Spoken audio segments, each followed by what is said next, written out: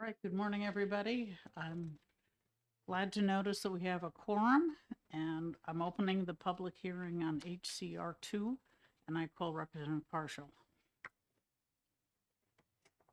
Got to get the whole representative or just partial? Thank you, Representative Schmidt.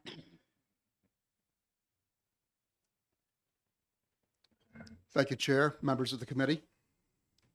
I'm here to today present House Continuing Resolution number 2. And I can be very brief. I think it pretty much speaks for itself. And pardon my word processing. It's been 2 days without electric in my house. Okay. As a teacher, I used to look over my class and see what students had names that I needed to learn first. And as a bit of an adventurous student myself, I could sometimes understand their struggle. But it was not until I was a parent myself that I realized that every child had a parent that possibly loved their child as much as I love mine. These students were my lesson in compassion and forgiveness. This bill before you is not a gotcha legislation. It isn't meant to make anyone look bad. It's our joint opportunity to practice a little of that compassion and forgiveness that I still believe is so lacking in the world. It won't erase past statements that are made on both sides of the aisle. Hopefully, though, it will allow us to move beyond our own toxic behavior as we all strive to be better versions of ourselves. And that pretty much, I think, sums up what I hope this amendment is about. I'm willing to take questions. Thank you very much. Are there any questions from the committee? Representative Broder? All right, Representative O'Brien? Thank you, Madam Chair. And Representative, thank you for taking my question.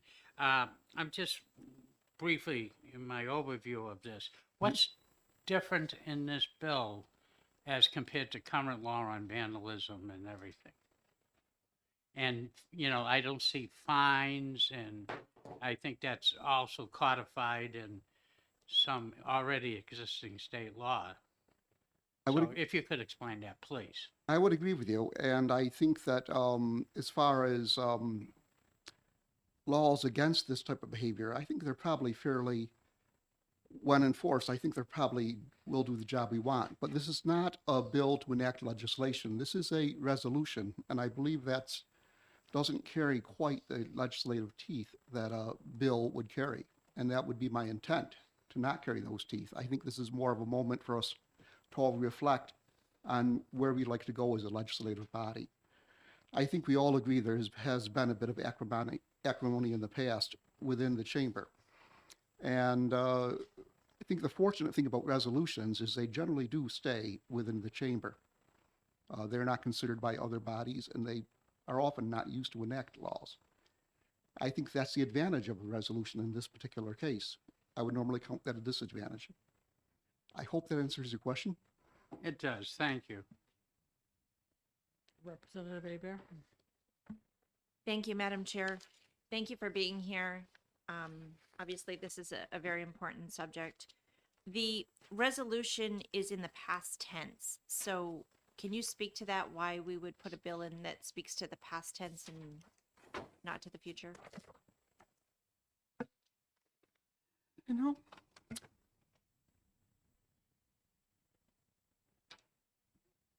It's in the present tense. I most you of know, it. I can only say that it, I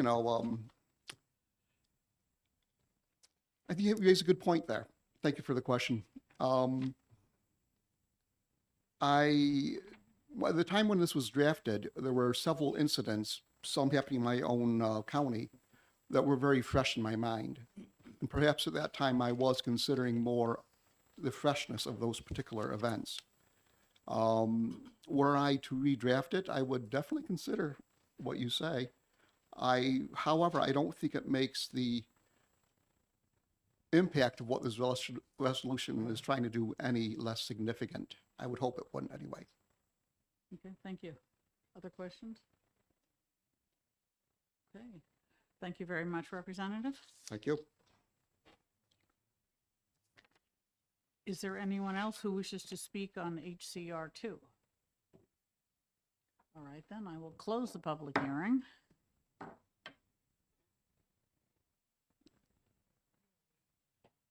What?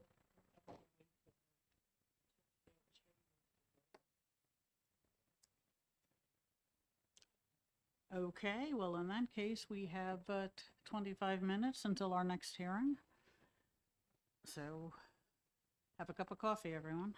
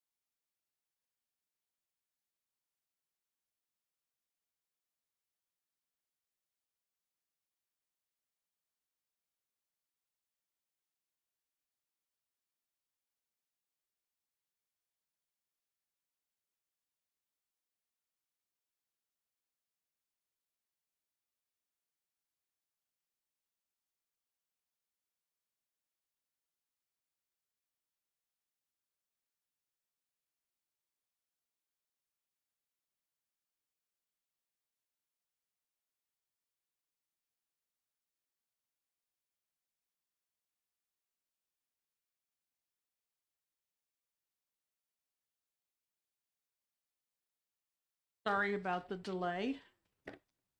We were chatting. So I'm opening the hearing on House Resolution 11, and I call Representative Manjaputi. Thank you, Madam Chair. Thank you, committee members, for being here. And I want to give a quick history behind this. This resolution was introduced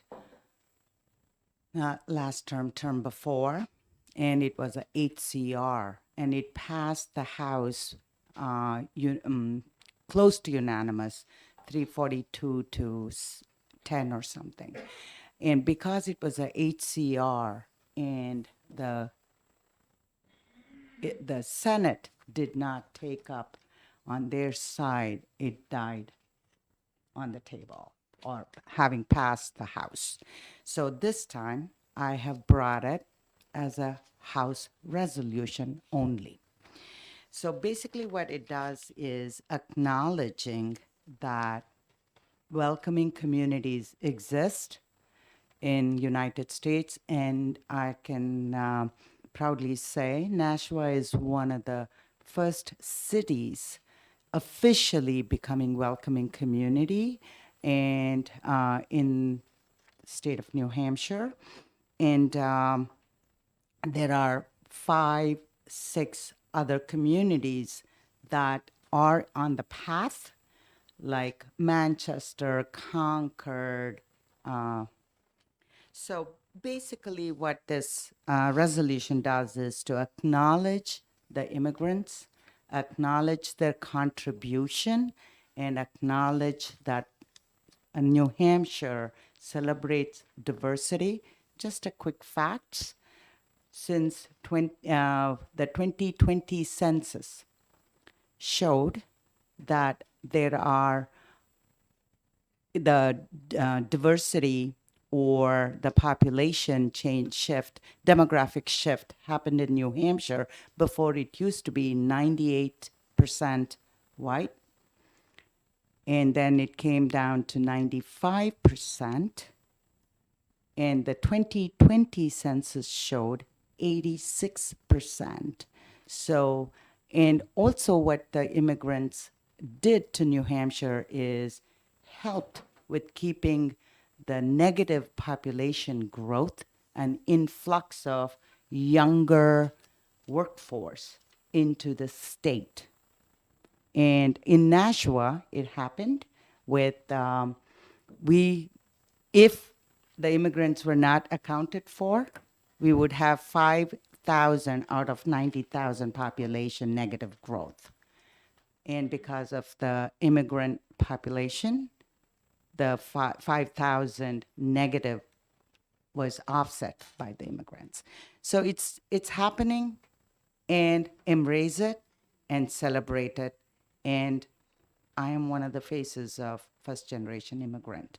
And so, you know, I'm a productive, contributing citizen, served on all aspects, public service included. So,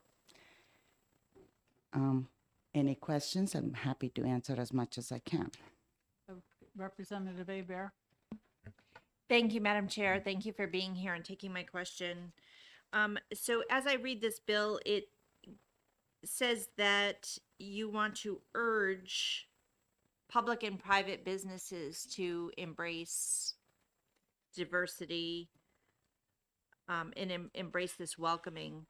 Can you give an example of how you believe the state of New Hampshire should urge businesses, public and private, to do this? What are your examples? I can tell you in Nashua, Greater Nashua area, chamber to chamber, and I've built sister city between India, one of the cities that I came from, to where I live.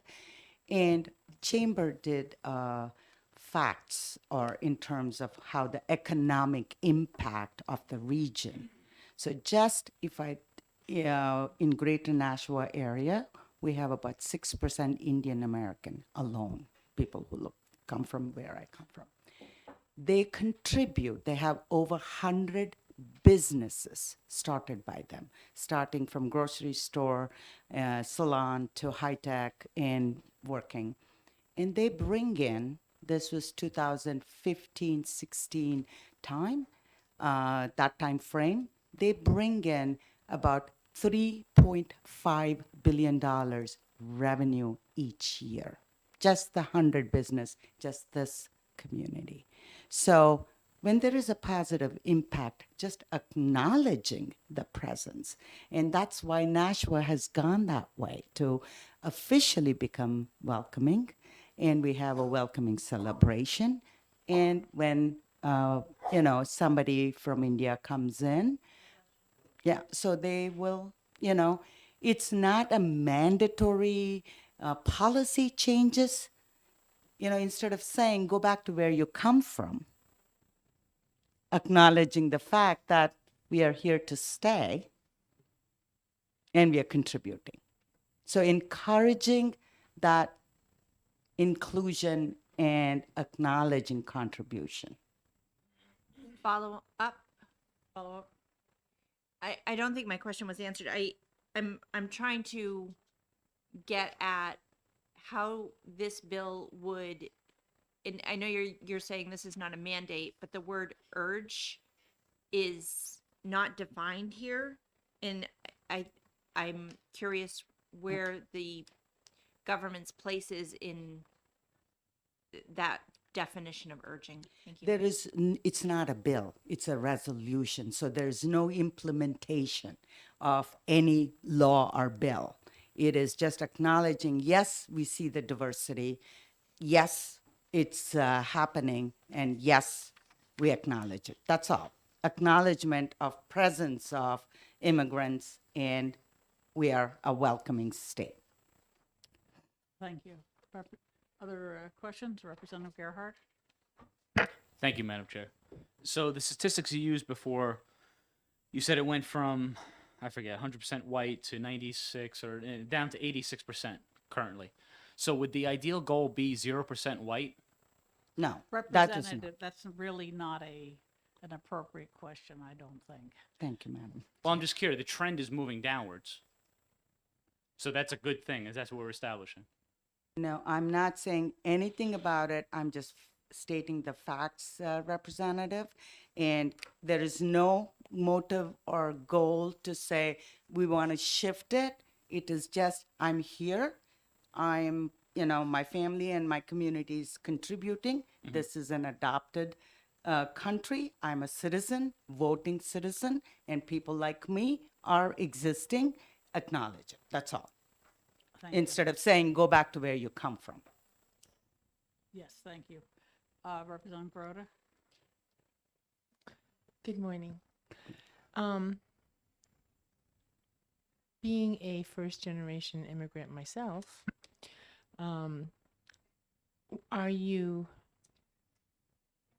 this is an encouragement, I would imagine, to recognize everyone's diversity and the value that they as individuals bring. Would you say that would be an accurate way of describing? 200%. Okay. Thank you. Thank you. Okay, thank you. Other questions? All right, not seeing any. Thank you very much, Representative. Is there anyone else who wishes to testify on HR 11? I see it's a whole bunch of reps, all the reps almost from Nashua, and many No, are in different. I understand that, but Thank you. they're not here to physically speak to us, as far as I can tell. All right, if there isn't anyone else who wishes to speak, then I'll close the public hearing.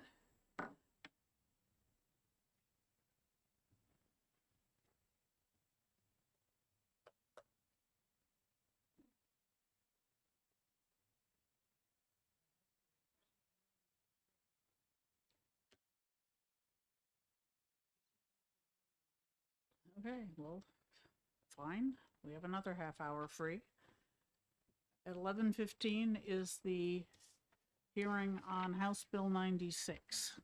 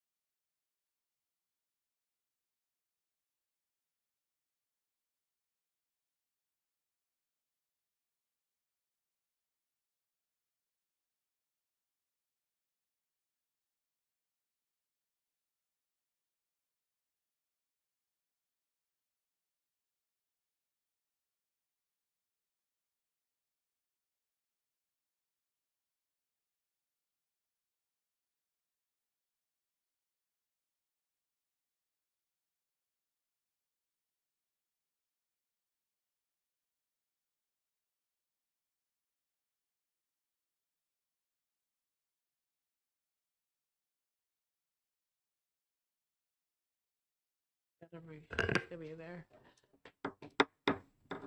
Okay, welcome back, everybody. I'm opening the hearing on House Bill 96 and calling Representative Patuchik. Thank you, Madam Chair and members of the eDNA Committee. For the record, Representative John Patusic from Rockingham 13, which is Derry, New Hampshire. House Bill 96, recognizing May 3rd as the Old Man of the Mountain Day. I have a little history.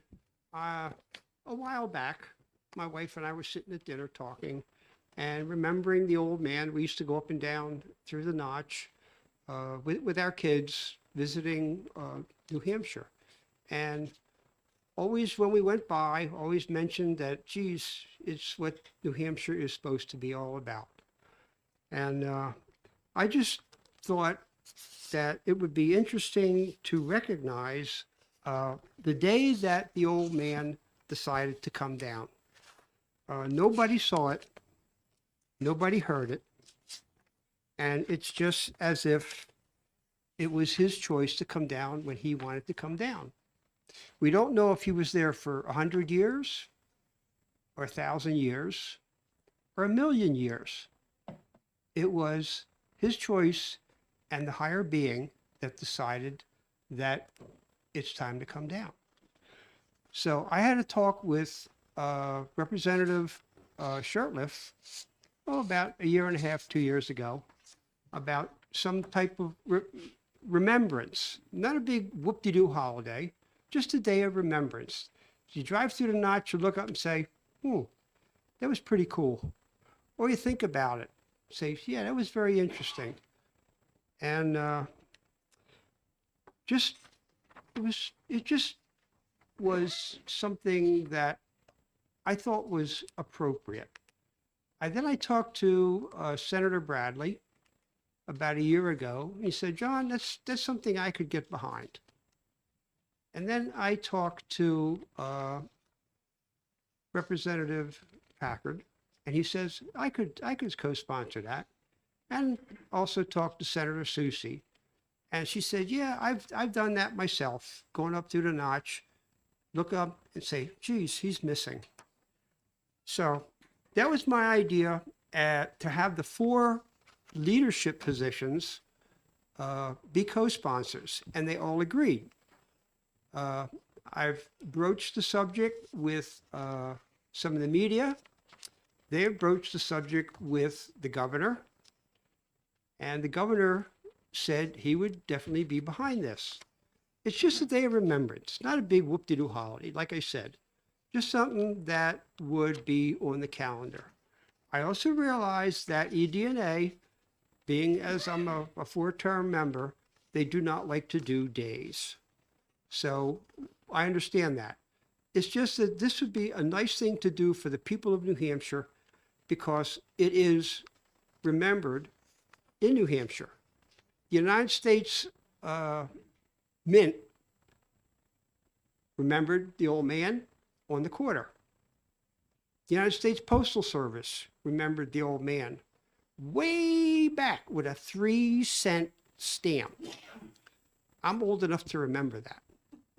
So if the United States thought it was important enough to remember the old man, I think it's important enough for us who live in New Hampshire and have seen the old man to remember the old man. And I'd like to close with a quote. Men hang out their signs indicative of their respective trades. Shoemakers hang out a giant shoe, jewelers a monster watch, and the dentist hangs out a gold tooth. But in the mountains of New Hampshire, God Almighty has hung out a sign to show that there he makes men. Daniel Webster. I thank you for listening to me, folks. I appreciate it. If there's any questions, I'd be happy to answer them. but I know there's folks here going to be testifying behind me. And I thank you for your attention. Okay, are there questions? Doesn't look like it. Thank you, sir. Thank you. Matt Leahy?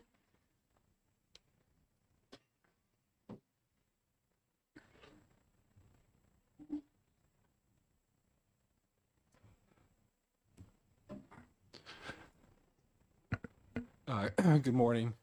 Thank you, Madam Chairman, Chairwoman. I'm Matt Leahy.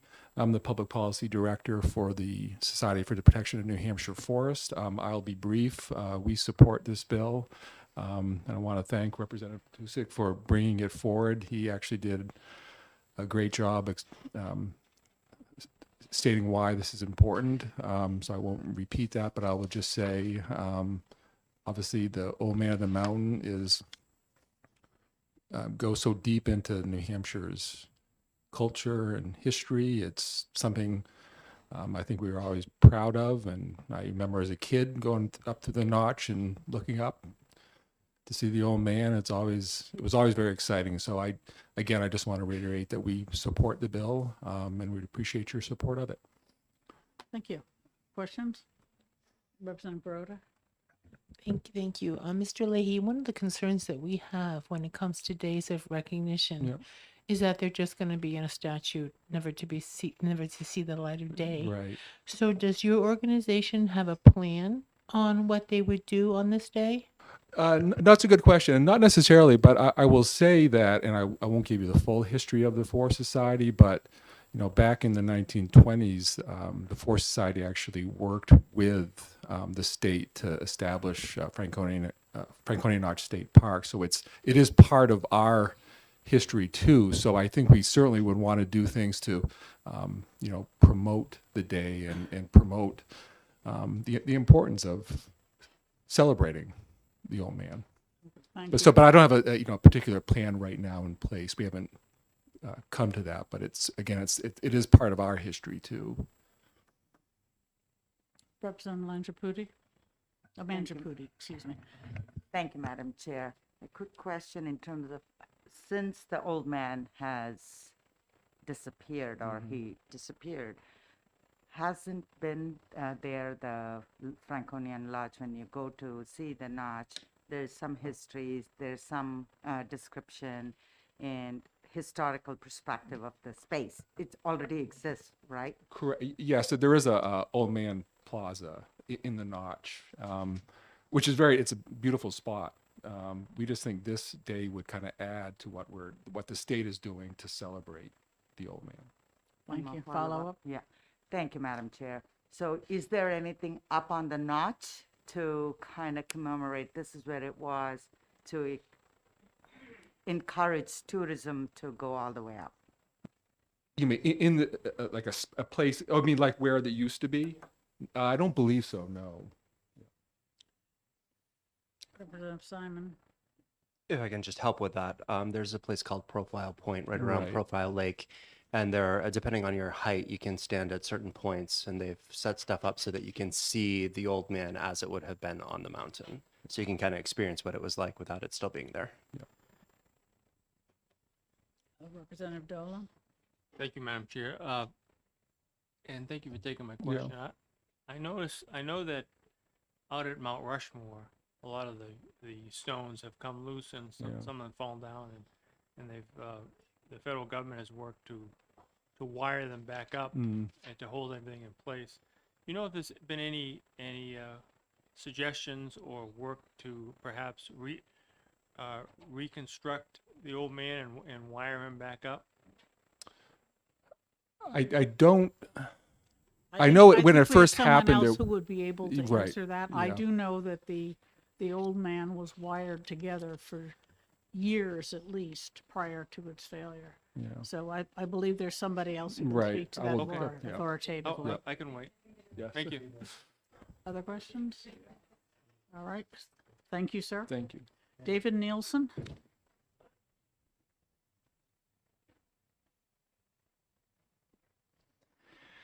Good morning, representatives.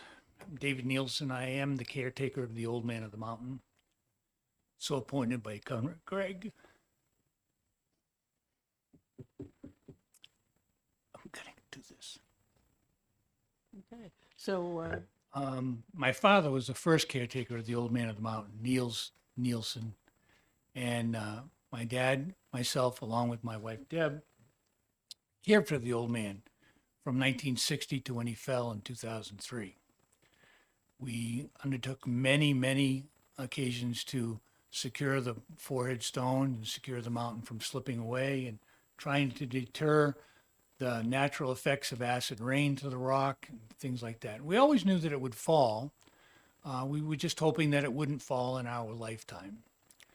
In the summer of 2002, Deb and I were successful at placing my dad's ashes in the old man's left eye. And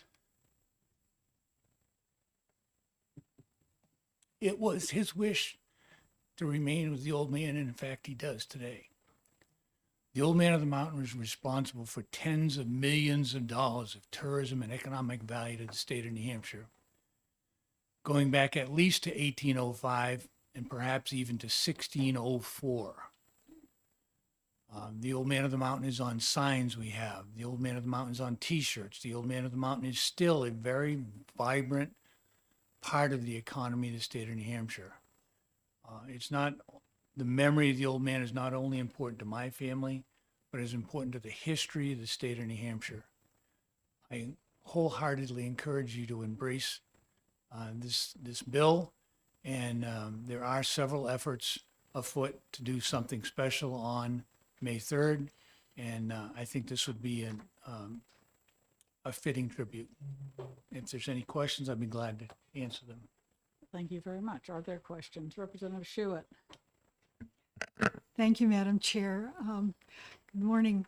Good morning. I believe that you served on an official commission to look at possibilities shortly after the old man fell. That's correct. Can you tell us what I know they considered things such Sure. as reconstruction. Can you fill the committee in on what the determinations were? It actually literally started the day the old man fell. Governor Benson, myself, and Dick Hamilton were in a helicopter. And after we viewed where the old man no longer was, Governor Benson turned to me and said, "So now what do we do?" We created a commission that studied viabilities of replacing the old man on the mountain, creating a new old man at the bottom, and what eventually became known as Profile Plaza, where you can go and memorialize the old man. There are several things there. You can look at one of the profilers and you can see the old man on the mountain again. There's one of the original turnbuckles that was on top of the mountain. And eventually, what it came down to is, for my family, we believe the old man was created naturally, survived naturally, and died naturally, and should be left that way. However, we left it up to the general public of the state of New Hampshire. We advertised, what was your opinion? What do you think we should do to memorialize the old man? And in fact, someone did, say, let's rebuild the old man. And in 2004 dollars, the estimate to do that was $3 million. I can probably add a zero to that in today's dollars. And I can tell you that being as frugal as the state of New Hampshire is, there will be no way that they will spend $30 million to rebuild the old man. I think that what we did was a very tasteful and adequate remembrance of the old man. It's a great place to go. Deb and I go there every year on the anniversary of the fall of the old man. Pay our respects, and I encourage you to do the same. Representative O'Brien and then Simon. Thank you, Madam Chair. Just a brief comment, and that is, I come from Nashua. I took my kids up there when we used to go camping up north and going through the notch, and always stopped to visit with the old man. Yep. I would like at this time to officially thank you and your family for keeping such a historical thing that represented our state. It's on our license plates and everything else like that. So kudos. Too bad nature took over. It does happen. Yep. But thank you for the being the watchman of the old man. Thank you You're very so welcome, much. sir. Thank you. Okay, Representative Simon? Thank you, Madam Chair. Coming from Littleton, obviously, that's up in my neck of the woods. And I know for myself and a lot of people turning the corner around Profile Lake and seeing the old man was coming home, you know, it was just, there was something different about it. So I appreciate that as well. And from that perspective, I want to thank you for all the time that you've spent taking care of that monument. Growing up, always wondered, here you are, so I can ask you, how often did you go up there? We would usually go up in the spring and after the snow had gone and see how he wintered. And prior to 1980, we hiked up and down the old man, the mountain. And that would take us 7 or 8 days to complete that year's work, whatever that was. Starting in 1980, we used a helicopter service, JBI helicopters. The first few years, the time was donated to the state of New Hampshire. That allowed us to shrink that to 2 or 3 days a year. You usually went in July, toward the end of July. The weather is better then. Did whatever work we had to do for the year. I gave him a shave and a haircut, and we weighed him and measured him every year. Things like that. And then frequently in the fall during foliage season, Deb and I would take a hike to the old man just to put him to bed for the winter. Thank you. You're welcome. Other Representative Dolan? Thank you, Madam Chair. I guess I agree with you that $30 million is a pretty severe price tag, and that I would not be supportive of that if they were tax dollars. But I would be optimistic that given the nature of the tourist attraction and the sentimental value of New Hampshire, that we couldn't cobble together, or somebody couldn't cobble together private donations that could equal that amount.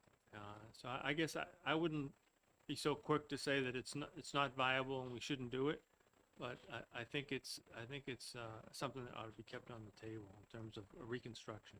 I think I could speak to that. One of the ideas that they had, the Legacy Fund had, to memorialize the old man was to actually create a series of monoliths along the pathway down to the lake. And when you stood in a particular place looking along the line of monoliths, you'd be able to see the old man in proper size and shape. Some of these rocks were in the vicinity of 200 tons. They were actually quarried in Barre, Vermont, and they would have been taken from Barre, Vermont to the state of New Hampshire and placed in this particular pattern. That was the idea. The approximate cost of that job was $2.5 million. The Legacy Fund could not raise enough money to get enough interest in that to raise more money. So that's where they went about selling the paver stones and were able to raise enough money to complete the Profile Plaza. Along the way, we had a disagreement about how funds should be raised, and I stepped away from the Legacy Fund. And I don't have anything to do with them now. I don't know what plans they have on the table now. But I do know that they have some plans for May 3rd this year to memorialize the 20th anniversary. When they were talking about rebuilding an old man on the mountain, they spoke to the artist, and his name escapes me, that created the Tree of Life at Disney in Florida. He professed that he had the technology to then at that time recreate the old man and put him back on the mountain by drilling into the rock and creating a fiberglass type picture, and we would not be able to tell the difference from his idea and what the old man really was. He had no idea who I was. I raised my hand in this answer question session, and I asked him, who are you going to get to drill the holes in the rock? He said, well, I was really thinking that the people that took care of the old man would drill the holes in the rock. I said, I'm here to tell you, I'm not going to do that. And that was the end of it. So I can't say that it would never happen.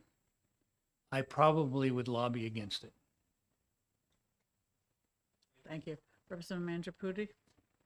Thank you, Madam Chair. Thank you for taking my question or comment. And I too remember taking my kids there. Sure. And doing, it was a very special visit to be at the mountain. But my question is, I see the sentiment. There's a lot of historic piece to it. It was part of New Hampshire history. And he guarded New Hampshire folks spiritually. Is there any effort, or has that historic piece been included in the New Hampshire history curriculum? Since, my kids learned in school that there's a family that curates and watches over, and, they would do the field trip in fourth grade when they did the local. Has there been updated with the? I'm not familiar that there is any updated curriculum to that. I do know that years ago, children in fourth grade studied New Hampshire history, and I lectured approximately 50 different elementary schools every year about the old man and the history of the old man and things like that. So I haven't done an elementary school in a number of years. I still lecture to general civic groups, but I'm assuming that they still study New Hampshire history and that the old man would be part of it, yes. You were just a comment that you came to Bicentennial Oh, okay. School when my kids studied, and they were very excited to hear. Thank you. Yeah, thank you. Representative Smith? Thank you, Madam Chair. First, a question of the chair. I'm here as a substitute for the executive session. Does that entitle me to participate in the hearing rather than the executive session? The executive session will follow the hearing. If you have a question that you think will enlighten the rest of the committee or enlighten yourself, please go ahead and ask it. Thank you very much. You spoke quite eloquently about the natural formation of the Man in the Mountain, and then your work and our former Sergeant at Arms work to maintain the natural structure. Right. I'm a little befuddled about why, when we think of ourselves as the granite state, we would even consider creating a man-made replica, thinking that somehow that would be the equivalent of the granite formation that was there. Do you have any comment on that? I would agree. I don't believe that carving something, an artist carving something, is the same as nature carving that. That's why I said our family firmly believed that the old man was created naturally, survived naturally. Yes, we did some things to make him age longer, okay? We hope, gracefully, and that he passed away, naturally. In the middle of the night, nobody got to see it. I didn't have to watch it on the 6 o'clock news like the falling of the Twin Towers. I'm very happy knowing that. I do not think that an artist creating another Old Man of the Mountain would be the same. There's an excess of 25 different profiles in the state of New Hampshire. Okay, thank you. Representative Schmidt? Thank you, Madam Chair. I was up there a number of times over the years. I'm not from New Hampshire originally, but I've been here for about 40 years. I was up there. I have such a vivid recollection. I don't think that I'm imagining it, but was it not possible to go up and see the formation from relatively close? You couldn't get out there where it was, but the profile, of course, was what we're all familiar with, but from any other angle. And from the location itself, it was absolutely unremarkable. the way the stones stuck out and so forth and so on. From any other angle, there was nothing to see except just rocks sticking out, and only the profile gave the impression of the stone face. I think I agree with you that any attempt to reconstruct something, certainly it could not be made of stone because it would have the same ultimate, end that the old man had.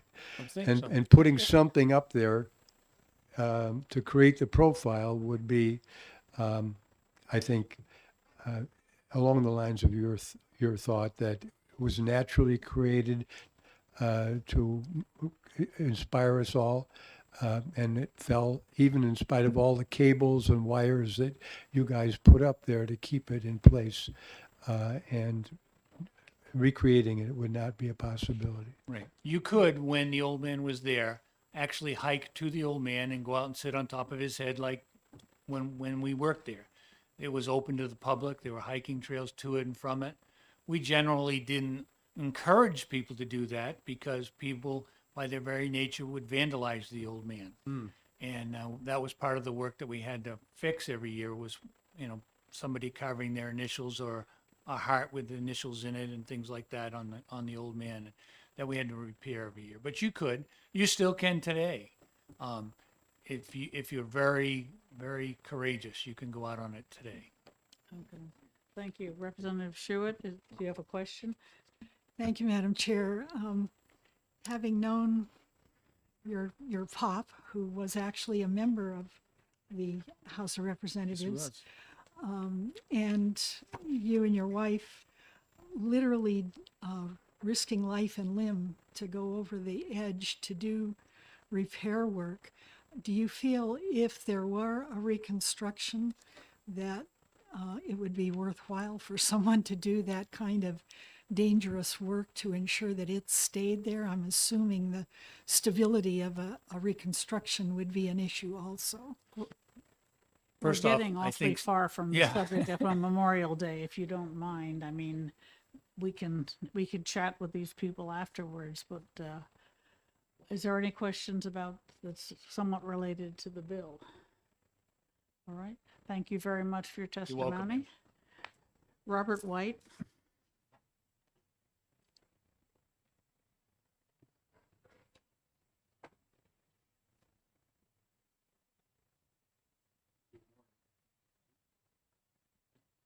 Good morning.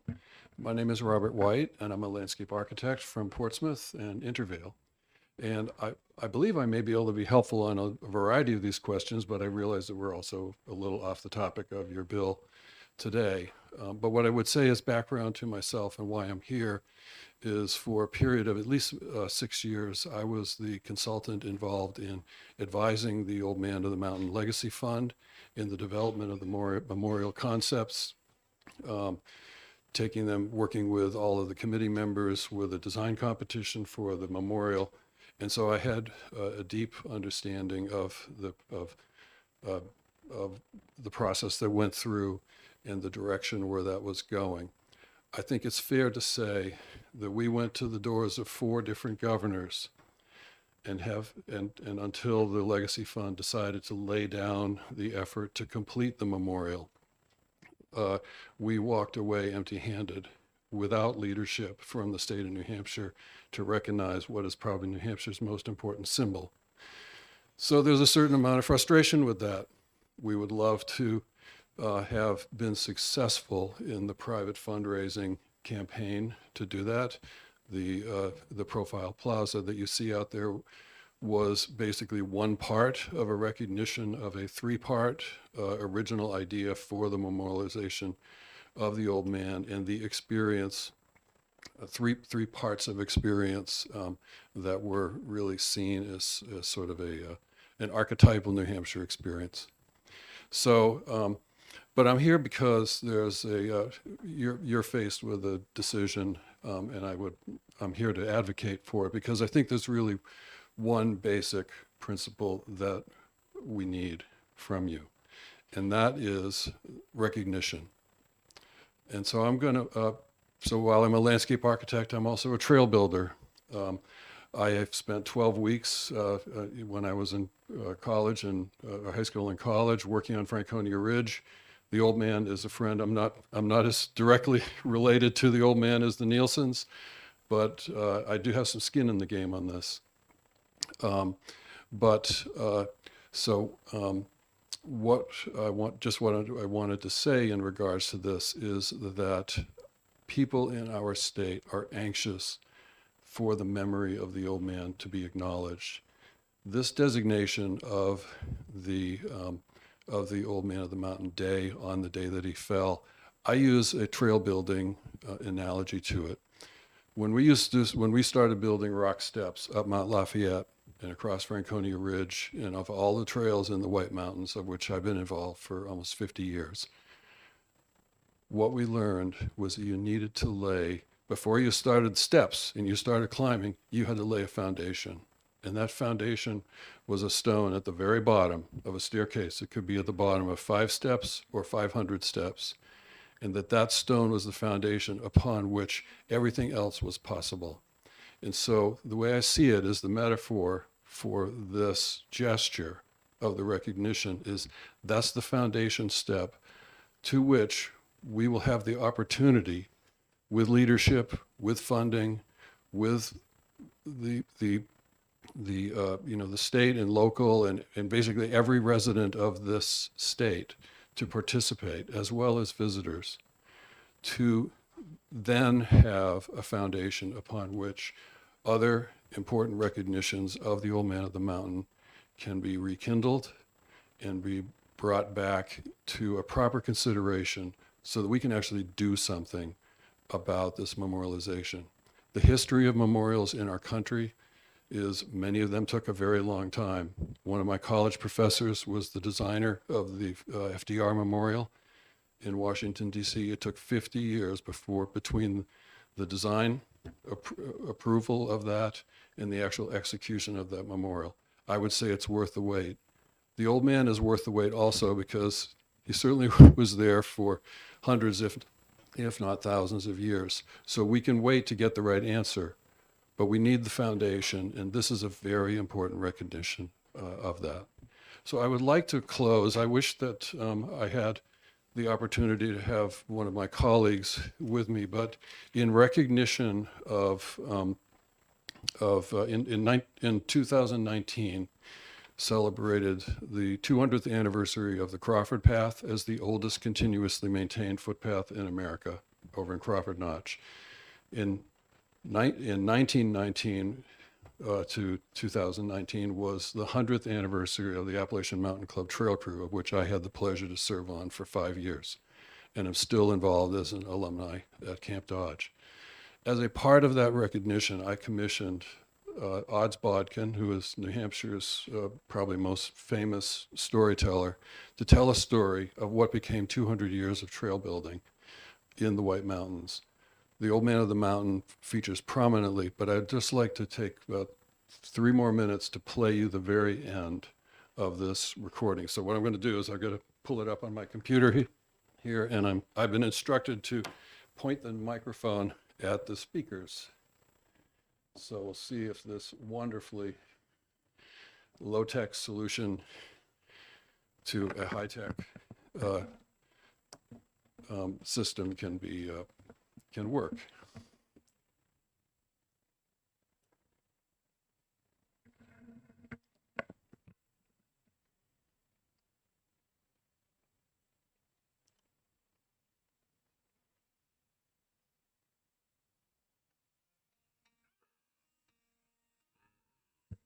Can you hear that? Summer and the ravens, after surfing the wind above this year's crude for a while, drift across Franconia Notch and land on the Old Man of the Mountain's forehead slab, the rear part, all that's left of the famous old face up on the ridge, at least the part of him that was made of rock.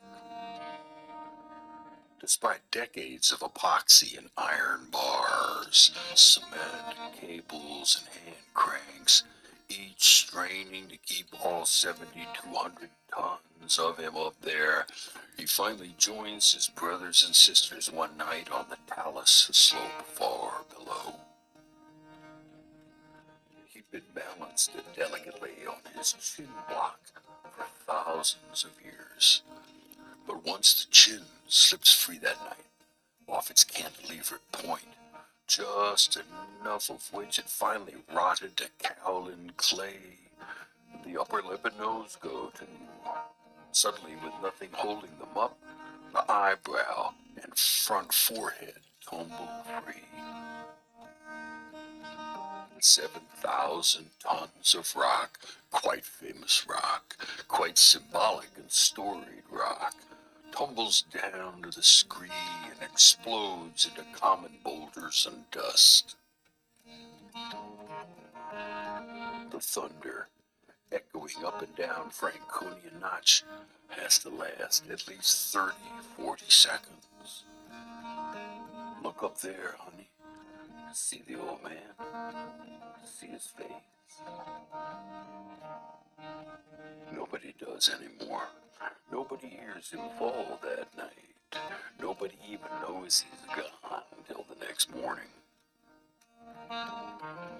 If you imagine it, the old man of the mountain saw the paleo people arrive 12,000 years ago with their Clovis points, living in the valleys of their megafauna time. He didn't blame them for never going up to those frosted gods on high, knowing that the cold could kill. And he never blamed Abel and Ethan either, living in their time, for completely ignoring all that, donning their moose skins, and going up there anyway. And thanks to the trail crews for 200 years, hikers have been doing so ever since. Maybe there's a little less axe work these days, a little more stone work, a few tools have changed. But always, there's work to do up on America's lofty invention. Once winter has blasted the White Hills and blowdowns block the paths. Here's 200 more summers of trails in the whites. Spend too much time in the mountains, O wanderer, and your spirit might just loosen from this world. Thank you. Are there any questions? Thank you. Seeing none. Is there anyone else who wishes to testify on House Bill 96? Okay, seeing none, I will close the public hearing. All right, we'll go into executive session. Representative True, you have a motion? Thank you, Madam Chair. I move House Bill 96 and expedient to legislate. Thank you. Is there a second?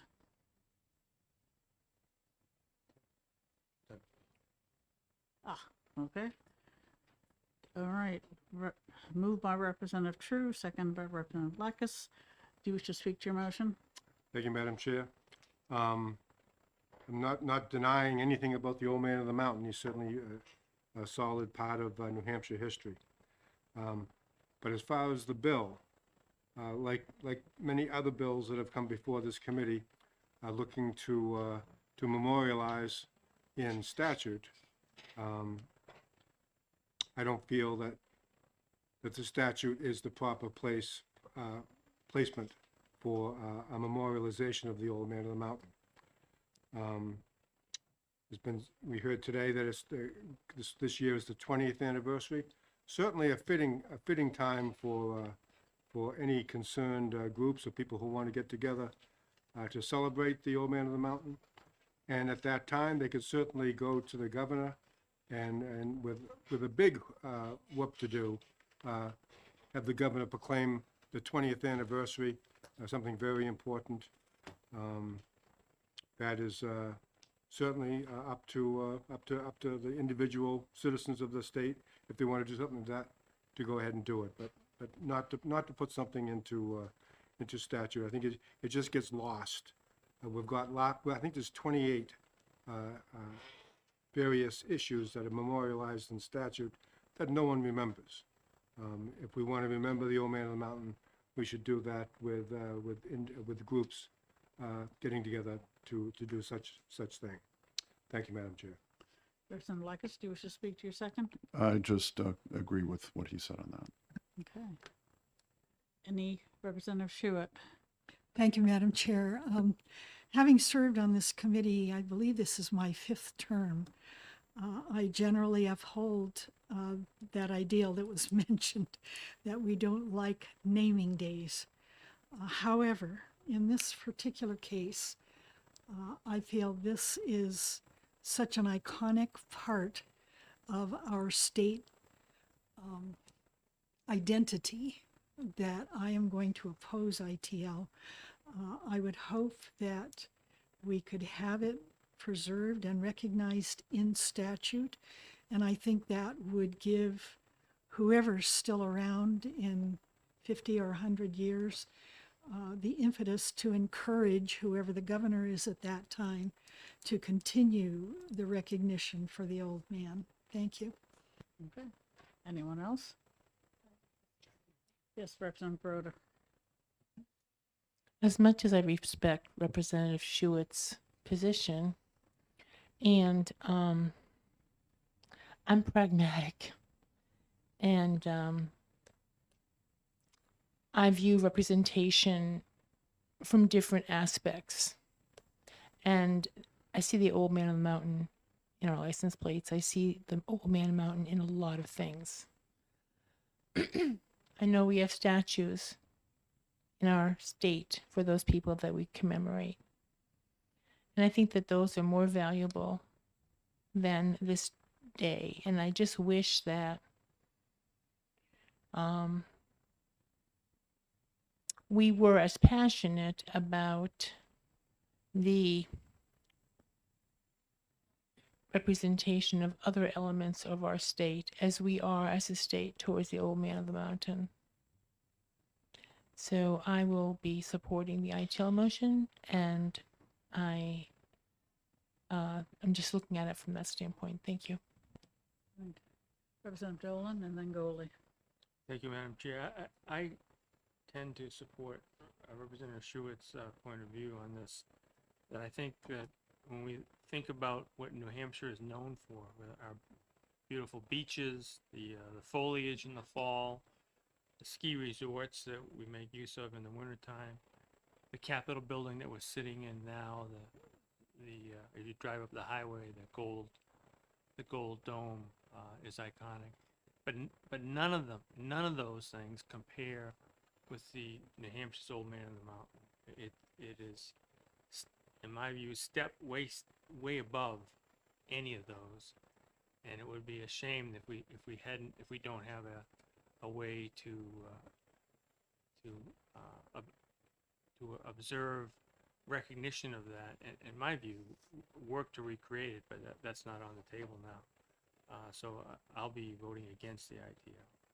Okay, Representative Goley. Thank you, Madam Chair. I want to thank the folks for coming today. I have a place up in Bethlehem, so I drive to the Notch every week looking.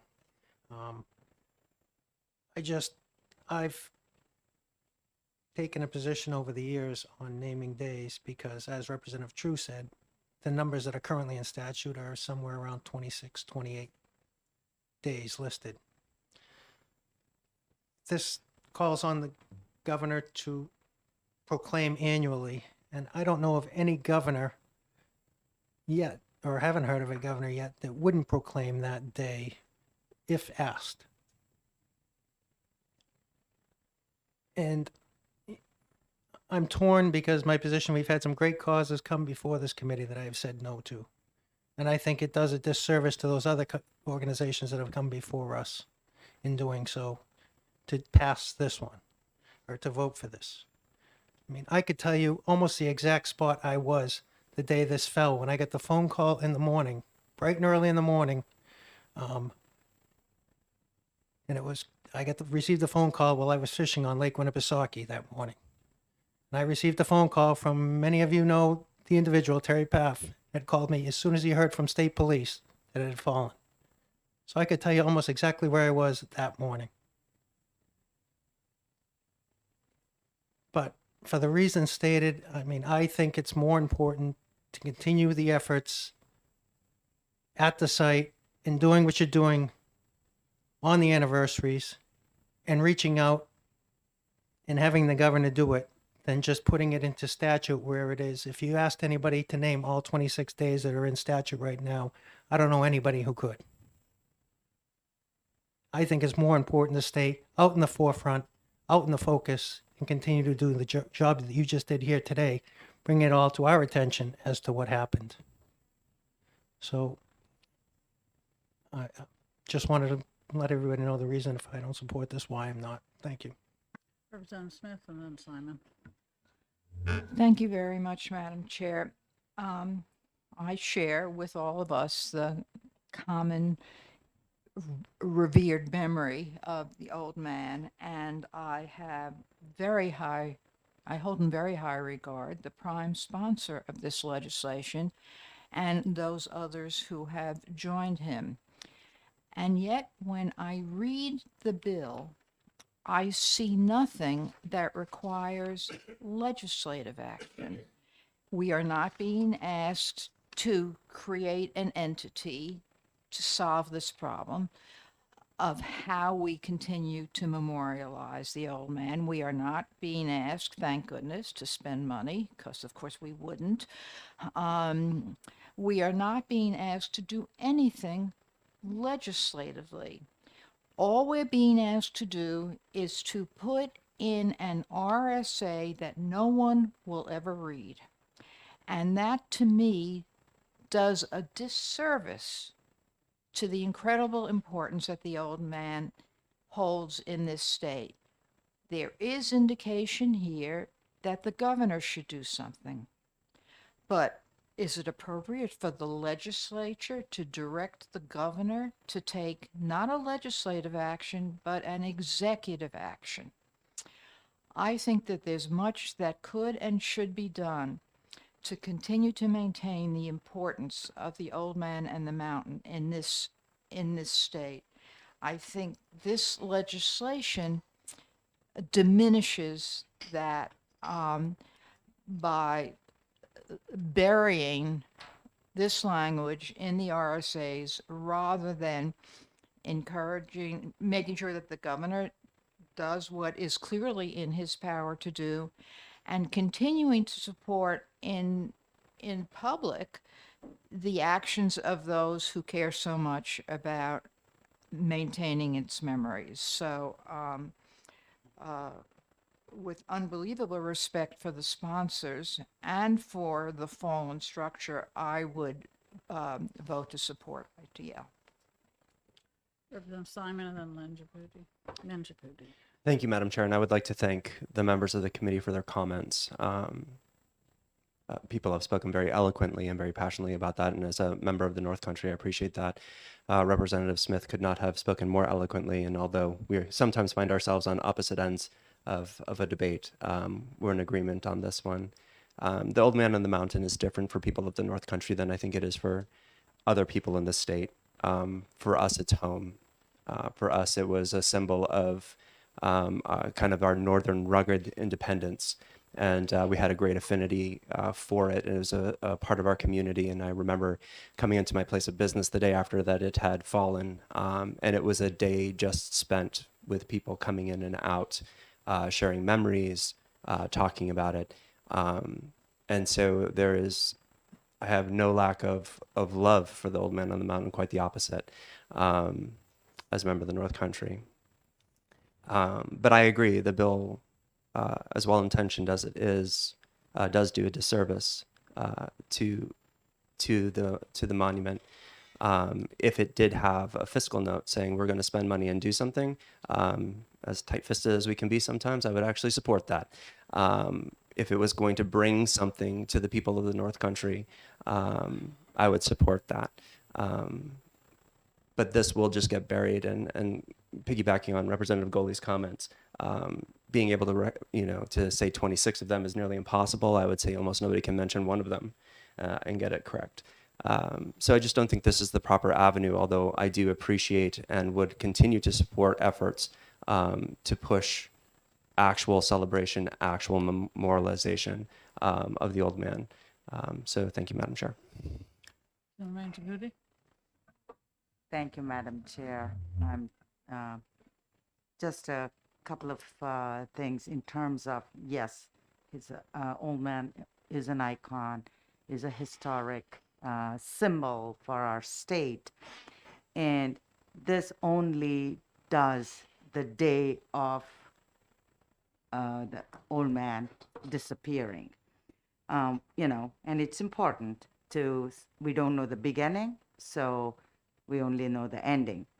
And so with that, I would like to say there's nothing to say how do we keep the memory alive, the history alive, to incorporate into the curriculum in our kids, the future generation that never saw the old man actually existing, but knows that it existed.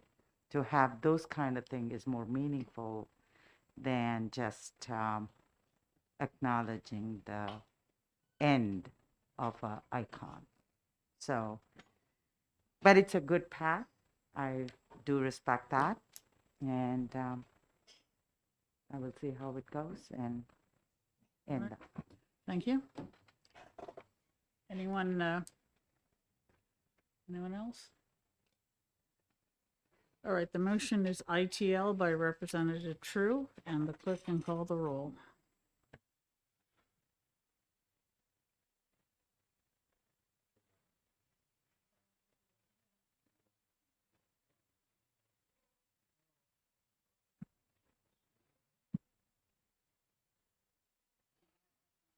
No, we got it. He's back on.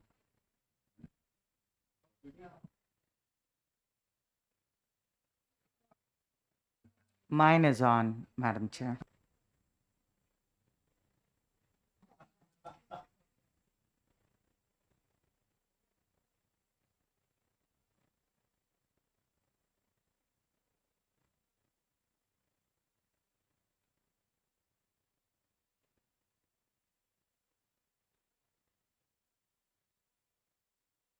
Yes.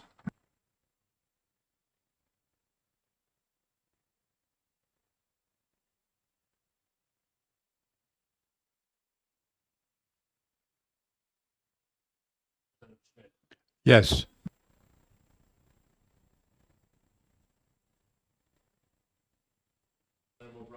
Yes. Yes. Yes. No.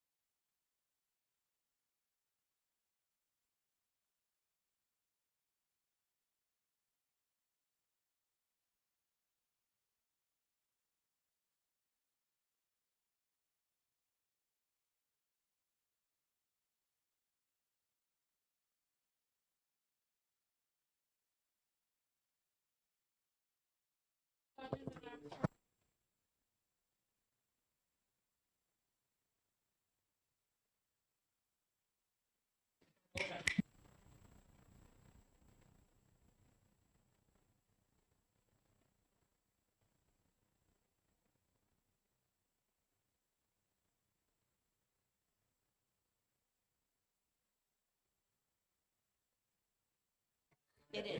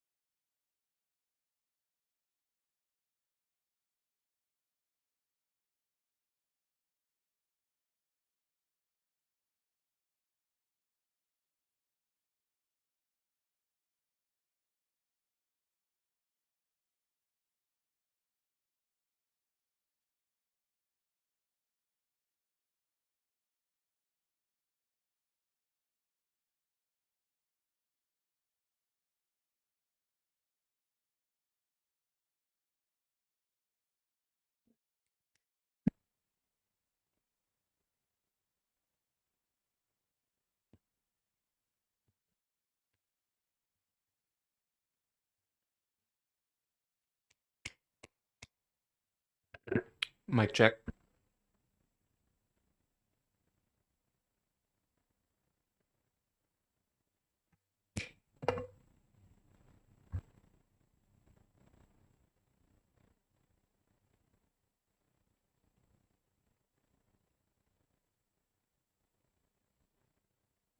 Mic check. 1, 2.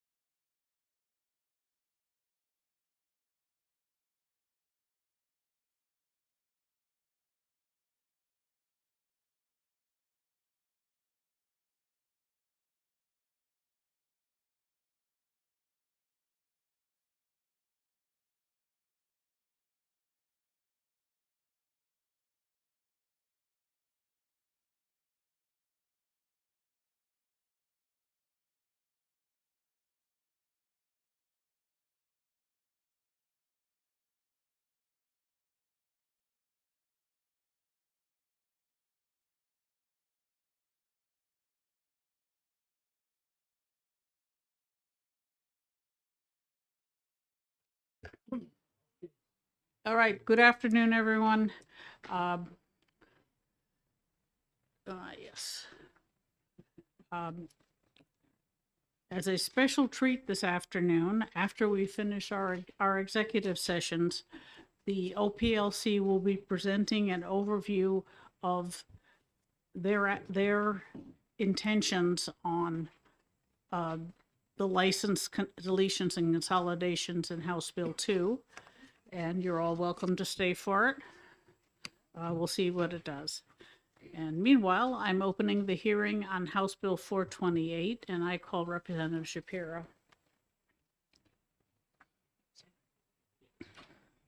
Sorry, I forgot about 12:30 at the speakers. That's okay. It was squeezing in people between meetings.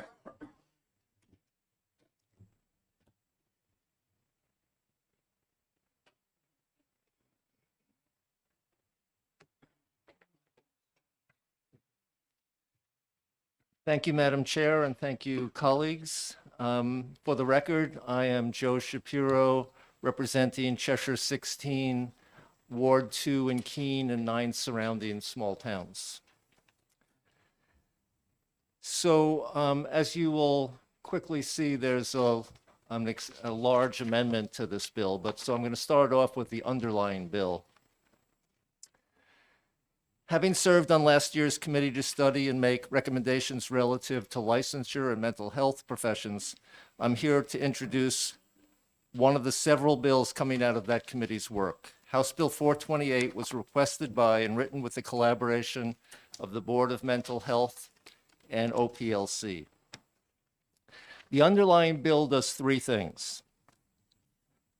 Well, let me first, this bill is about conditional licenses. And since I am a licensed social worker and never heard of conditional licenses, maybe I should start off by explaining what a conditional license is.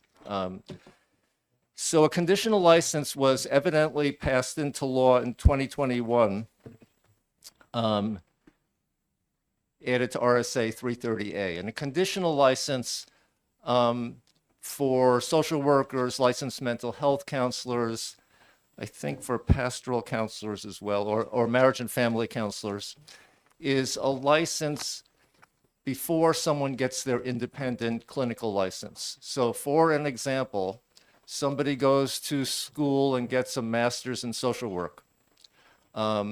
They are unlicensed, but they get a job in a community mental health center. So that at the community mental health center, they are providing services. They are under contract, a supervision contract, and they are headed for licensure, independent licensure, in approximately 2 years. But in the meantime, they're providing services. So this bill that was passed in 2021 creates a conditional license for people who are yet to be independently licensed, but are already practicing in some capacity. In the case of a social worker right out of school, they'd be practicing under the auspices of the mental health center, probably the medical director, but it could also be under the supervision of a licensed social worker. So this bill does three things. It adds relevant language under the licensed independent mental health counselors and marriage and family therapists. So when the bill was first passed and then it was written into statute, all of these conditional licenses were somehow added to the section on social work as opposed to the other section. So this really just cleans up where the language goes. It doesn't change the concept of a conditional license. It doesn't really change anything. It just puts the language where it should be. Second, it requires OPLC to set fees for these conditional licenses. And third, it makes clear that those conditional licenses are subject to the jurisdiction of the board. And you should please note that these conditional licenses have not yet been implemented. I think they're still in the process of having rules written, so they haven't been implemented. But it really is a problem that prior to these conditional licenses, people would be practicing under somebody else's license. And if there was a complaint about them, they don't come under the jurisdiction of the board. So with conditional licenses, that will change.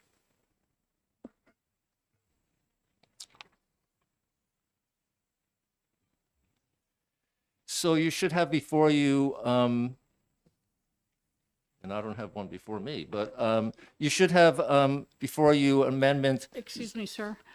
You said three things. You Yes. put the language in the right place. It allows them to, Create a fee. these people under the jurisdiction of the board and the fee, of course. How could I forget the fee? Okay. Thank you very much. So with the addition of Amendment 0916, this bill will enter New Hampshire into a social work licensure compact, a much-awaited opportunity requiring adoption by a minimum of 7 states.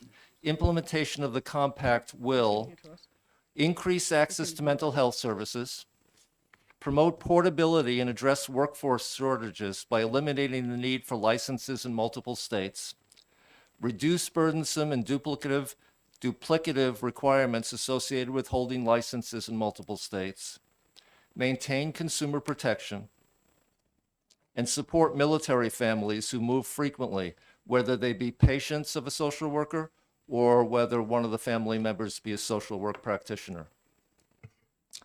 Coming from a family of social workers, my dad was a social worker, my brother's a social worker, my daughter's a social worker, and I am a social worker. It is an honor to bring this bill to you today. I think it will be a step forward toward meeting the very significant challenge of responding to the mental health needs of New Hampshire residents. So that's what I've got. And I'm willing to take questions, although I think there are people here who are, will be better able to answer the specifics, especially about the compact. Thank you. I think that makes sense. Yes, Representative Schmidt? Thank you, Madam Chair. So what happens if the compact is not adopted? There's no change in current statute then.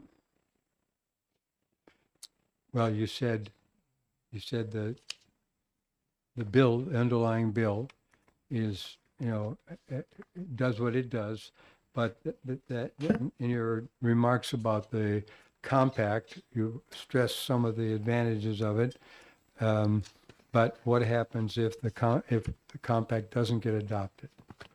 Well, obviously, with it won't do the things it would do, but does the underlying bill survive? Yes, that's Okay. up to us. The compact is an addition, not a substitution. Yep. Can I speak to that? I think the chair is absolutely correct. If the amendment is not adopted, then the other part of the bill will go forward. But in terms of it, the amendment being adopted and us joining the compact will not go into effect until 7 states join. I think if we don't join, I assume, and someone will be able to say, that there'll be an opportunity to join later after it goes into effect. The advantage of joining these compacts initially is that when you're an early adopter, you get to help in the implementation process, including writing various rules and regulations for how it's going to work. Thank you. Yes, Representative Dorota? Okay, I have one question. Representative Shapiro, are you aware that this language of House Bill 428 is actually included in House Bill 2? That was suggested to me when I walked in, but I was not aware of that. Oh, thank you. Okay. Other questions? Representative O'Brien. Thank you, Madam Chair. Just 2 questions. How many belong to the compact now? The reason the compact is coming as an amendment to this bill is that when our committee to study this in the fall was happening, the language wasn't ready. When the time came to put in LSRs, the language wasn't ready. So this is hot off the press, and that's why it's coming in as an amendment. Would it be fair to say that no states have yet joined the compact? I don't know that for sure, but I would assume that That's that where I could be was going. correct. Thank you. I would agree. Representative Broda. Thank you. Representative Shapiro, this bill came out of a work committee that you and I were on, correct? And so the base bill, your original bill, was written, what part of the mental health boards, I can't recall exactly. I do remember talking about this, but I don't recall exactly when this came into play, and perhaps that would be useful to the committee, understanding how it is that we got to this bill from the work that was done in that committee. Thank you for the question. I don't really think the specifics of this bill got discussed during that committee, but during that committee, Dr. Goodnow came and an attorney from OPLC came and participated and talked about a lot of the issues that we talked about. And because we had met there, Dr.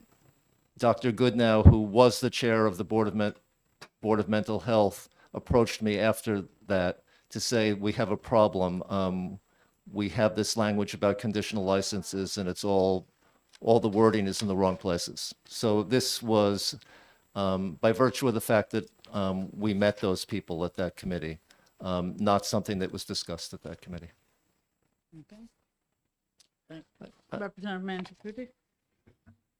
Thank you, Madam Chair. Thank you for taking my question, Representative. So you said even though the underlying bill in the provisional licensing has not been implemented, it was passed, the bill passed last term, but not been implemented. Am I correct? Yes, and I assume it came through this committee because it didn't come through Health and Human Services and Elderly Affairs where I serve. So I assume it came through this committee. Mm-hmm. And I would just like to say one other thing, just in terms of, my view of the importance of having enhanced portability of licenses.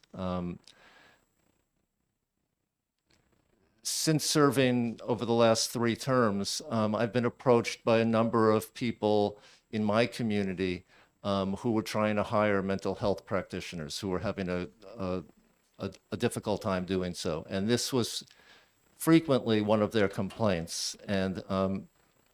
And just 2 nights ago, I went to dinner at someone's house, which I've almost haven't done in probably 3 years, and met somebody who had just recently moved to Keene.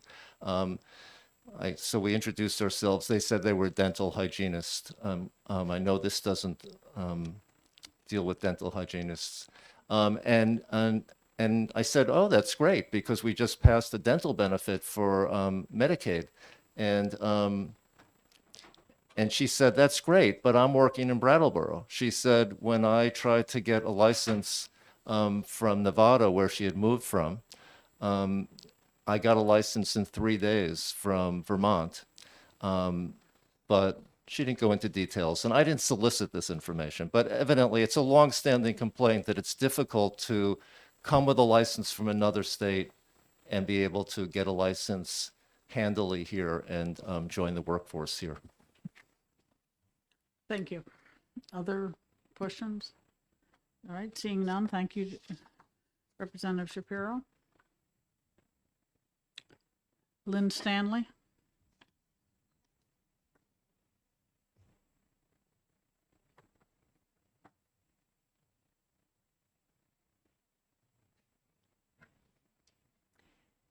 Thank you, Chair McGuire and members of the committee. For the record, my name is Lynn Stanley. I am a social worker and the executive director of the National Association of Social Workers, New Hampshire chapter.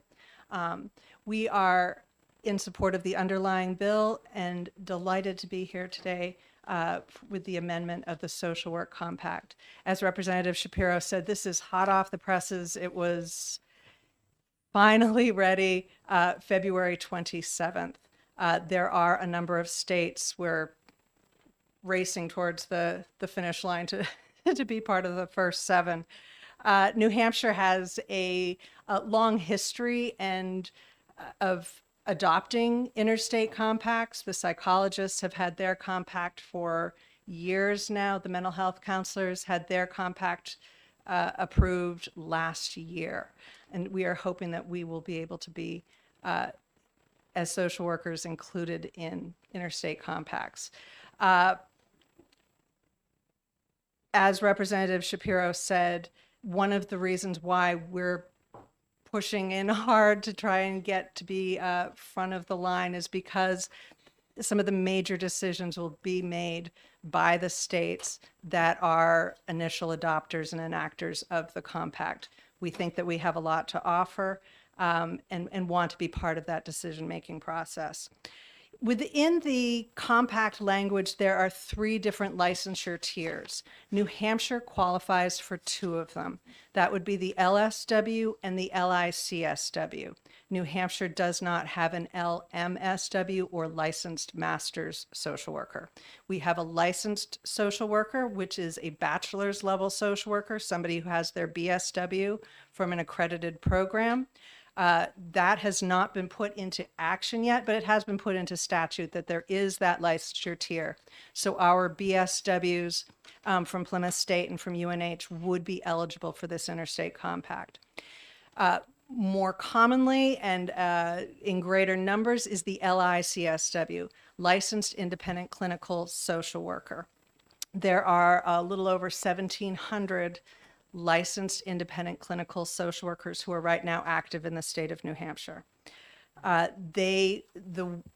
of the finer details of how this will work will come after the rules are written by the commission, the Interstate Compact Commission, but it is anticipated that somebody who has their LICSW in New Hampshire would be able to apply for their Interstate Compact license. It is New Hampshire that would decide whether or not whether somebody qualifies for their LICSW and for the Interstate Compact license.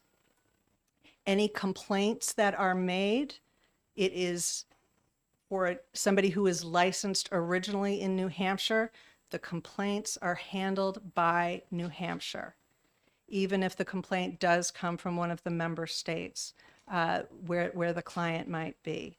I will also point out that the Interstate Compact is based on where a person resides, not where they work. There are some social workers who live in New Hampshire but work in Massachusetts, so they have their license in Massachusetts. For this, they would need to have their license in New Hampshire because it is based on where one resides. There are so many benefits to the portability that an interstate compact allows, especially in New England, where in talking with my colleagues from the other states, and I am my colleague for Vermont, I'm also the executive director for the Vermont chapter, it is anticipated within the next year or 2, all of the New England states will be able to be a part of this, will have it enacted in their states. I talk with social workers all the time who have 3 licenses, right? They live on the seacoast, they have their license in New Hampshire, they have their license in Maine, they have their license in Massachusetts. It is expensive, and one needs to maintain, like, okay, Maine requires this for relicensure, New Hampshire requires this, Massachusetts requires something else. With this, you would have one set of criteria, New Hampshire's criteria, if you live in New Hampshire, to follow. And then that way you are still able to see clients in all the other states that have adopted the compact. This allows for when somebody's client goes on vacation, moves away, the social worker themselves is out of state. As long as they're in a member state, they are able to continue seeing their client without the fear of weighing out, is this an emergency? Would I be able, if there's a problem, do I run the risk of losing my license? This eliminates that. Military families are The reason why the Department of Defense issues the grants to write these compacts is because military spouses are some of the most underemployed people in the country because they move from state to state and it takes a while to get a new license. So military families would be absolutely benefiting for the social workers who are part of military families moving from state to state. And another issue that always comes up for social workers is when their client is a college student and the college student goes out of state, and can they continue to see that student? And the answer right now is no. Unless you are licensed in the state where your client is, you cannot continue to see them. This will eliminate that issue and provide continuity of care for our clients. So I am happy to answer any questions that you might have.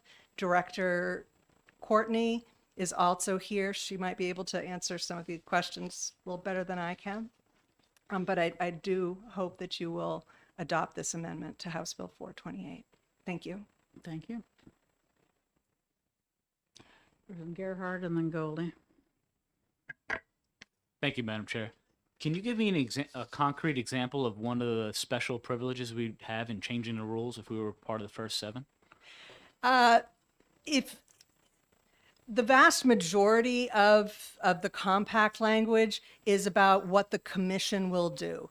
The commission is going to set up the rules. They're going to set up the database. They're going to set up everything in order to make it work.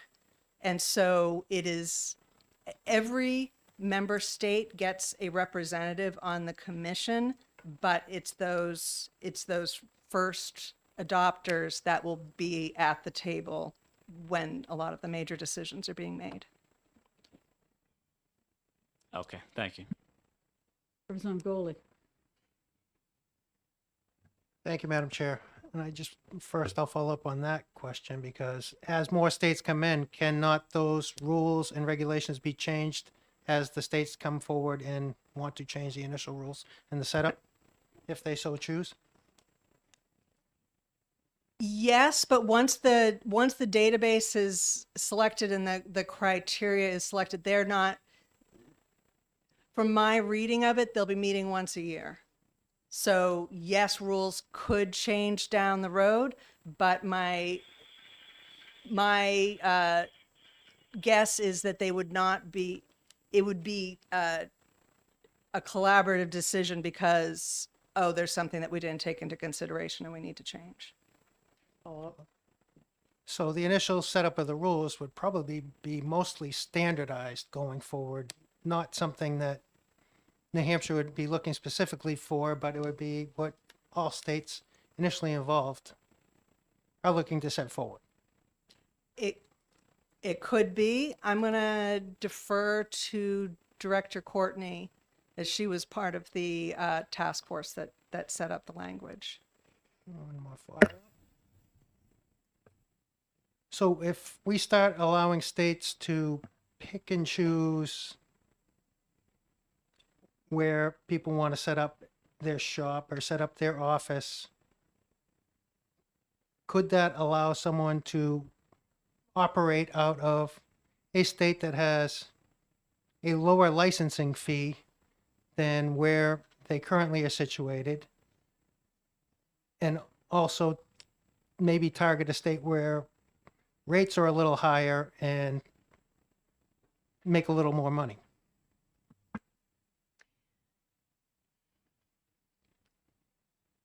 Yes, but they'd have to move there. So if right now we already have a multitude of licensed social workers who are working in Massachusetts because the rates are higher and Massachusetts is really close by. That's a personal decision that everybody needs to make. I'm not sure how much state shopping there would be for where you can get a license easier or less expensively. The criteria for getting your LICSW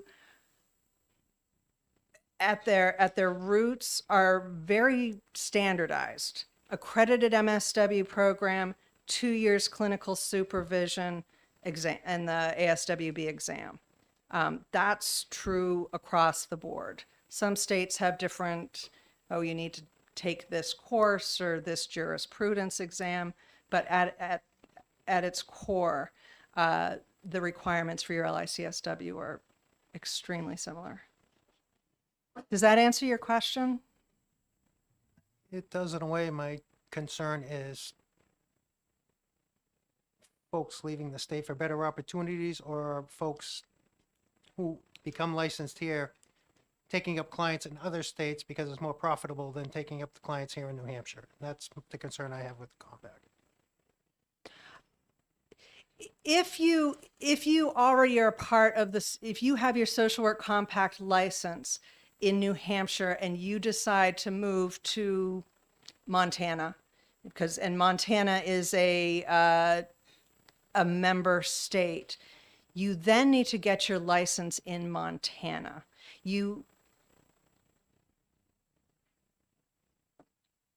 Sorry, I'm just trying to like connect to the dots here. So if that's the choice that you make, whether or not people would be seeing, you're thinking via telehealth and picking up a client.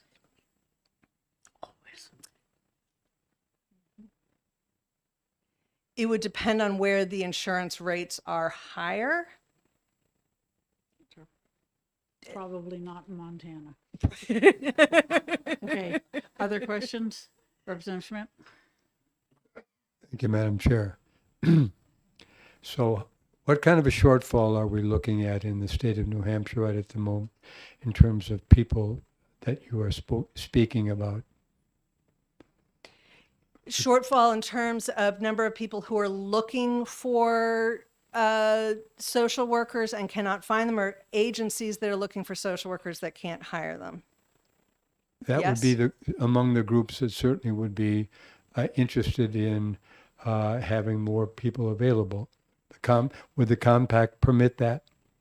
Yes, because you could move here, and if you already have your interstate compact license, then you're already good to go and would be able to start seeing clients while behind the scenes you're doing the paperwork to update your home state. And that's one of the things that I hear about is from both agencies and from social workers. I have a job, but it's conditional on my having a license. And so if there's that delay, a month, 3 months, 6 months in getting my license, that prevents that social worker from working and that agency from having the person there. Thank you, Madam Chair. So, but I'm not getting an answer, and I realize you can't give us a specific answer, but how much of a shortfall is there in New Hampshire right now for social workers in the categories that you've mentioned, the licensed social worker or the bachelor's level? Yeah, I'm not sure I'm not sure that I have the data for that. What I have is anecdotally hearing that community mental health centers, there's months-long wait to get into, to be able to be seen. And I am hearing from social workers that they have no more, if they set up a waiting list, and most social workers don't if they're in private or small group practice, they can't even set up a waiting list because the numbers are too great, that people are knocking on their doors and there's just no room. That certainly is an indicator of that There's definitely a workforce shortage. Thank you. I wish that I had specific numbers and data, but I do not. Okay, thank you. Representative Broda. Oh, actually, no, Representative Broda, you are a sponsor of this bill. Can't question. You may testify if you wish.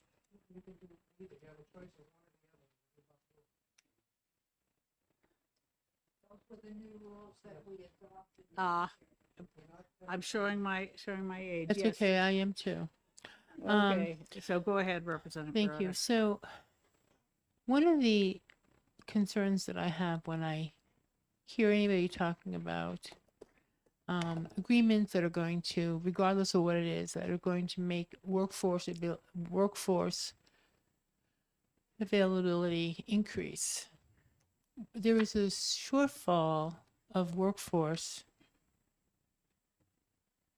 pretty much all over. So where these, how is this going to, in theory, it looks like it would work, but in reality, will it? And what, maybe this is where Ms. Courtney can be more helpful. What examples do we have in New Hampshire where compacts have actually done this? That last thank you for the question. That last question is definitely for Director Courtney. I think one of the ways that it affects workforce and availability of clinicians is if you have a client who has moved either to New Hampshire or from New Hampshire, if the social worker can continue seeing them, then that client doesn't need to find another social worker, right? If the social worker's client is a college student and now they're in Vermont, they're going to UVM, and the social worker in New Hampshire isn't licensed in Vermont, that college student who's the client doesn't need to find a new social worker. They can continue seeing their provider. Same with if somebody from Vermont goes to UNH, now we don't need to find a new clinician in New Hampshire because they can continue seeing their social worker in Vermont. So that's just one small way that we're managing the workforce that we do have in a better way. And if we have, if it is less cumbersome for social workers to be licensed in a number of states, especially the social workers who are on border, like on the border of Massachusetts, Vermont, or Maine, they are better able to do what they need to do and not pay for multiple licenses, and so that they can expand who they can see. Thank you.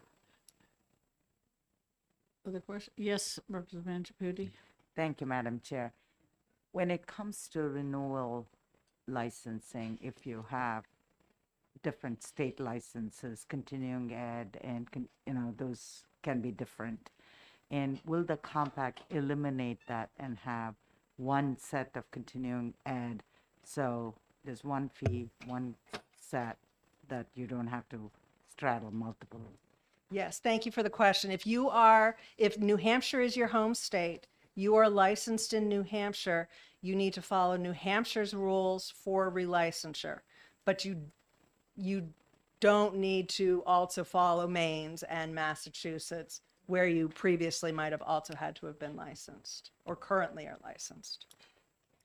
Thank you. Representative Goldie. Thank you, Madam Chair. I just want to question one more point, because we talk about border states and it'd be nice to work across lines, state lines and this and that. And I just don't understand why we can't get reciprocity amongst states. We have to join a compact. And the reason I'm asking is because when you get into compact language, and I've brought this up numerous times in other compacts we've had before this committee, and this is where I really have troubles, is on page 11, so everybody can look, on line 27, where the compact is allowed to hire employees, elect or appoint officers, fix compensation, define duties, grant such individuals appropriate authority to carry out the purpose of the compact, and establish a commission's personnel policies, programs, and such, assess and collect fees.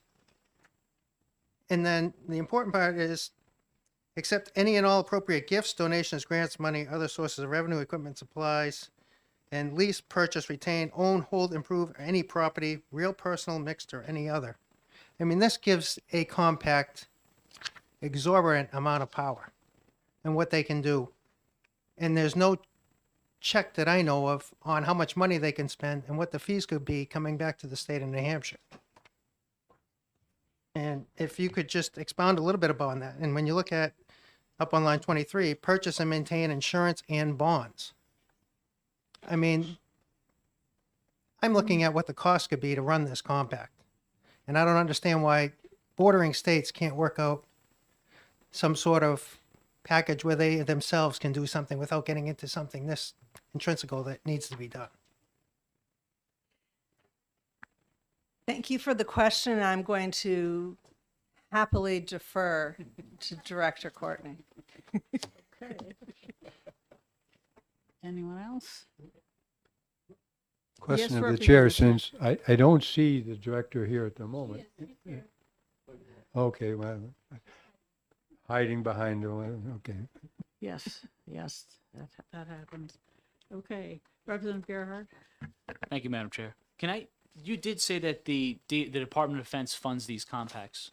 The Department of Defense gives the grants to pull together the people like Council on State Governments, the Association of Social Work Boards, NASW, National Association of Social Workers. They distribute the grants to pull the people together to write the language. Interesting. All right, thank you. Thank you. All right, I think we've come to the point where we need to hear from Director Courtney. Thank you.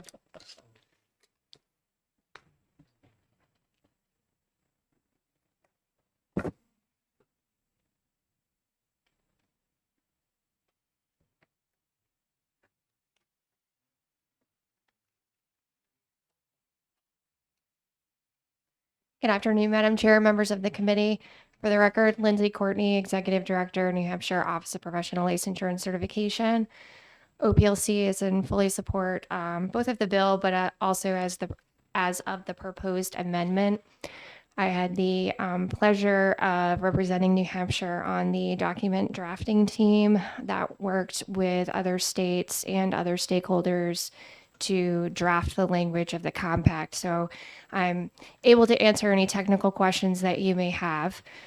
Wanted to know, I know that this has been noted previously, but the compacts that you see today and you will likely see in the future have been funded by the Department of Defense. And the reason for that is DoD has viewed it vital to have increased portability for military spouses, something that OPLC obviously fully supports. And so we urge your support of a compact in this particular field.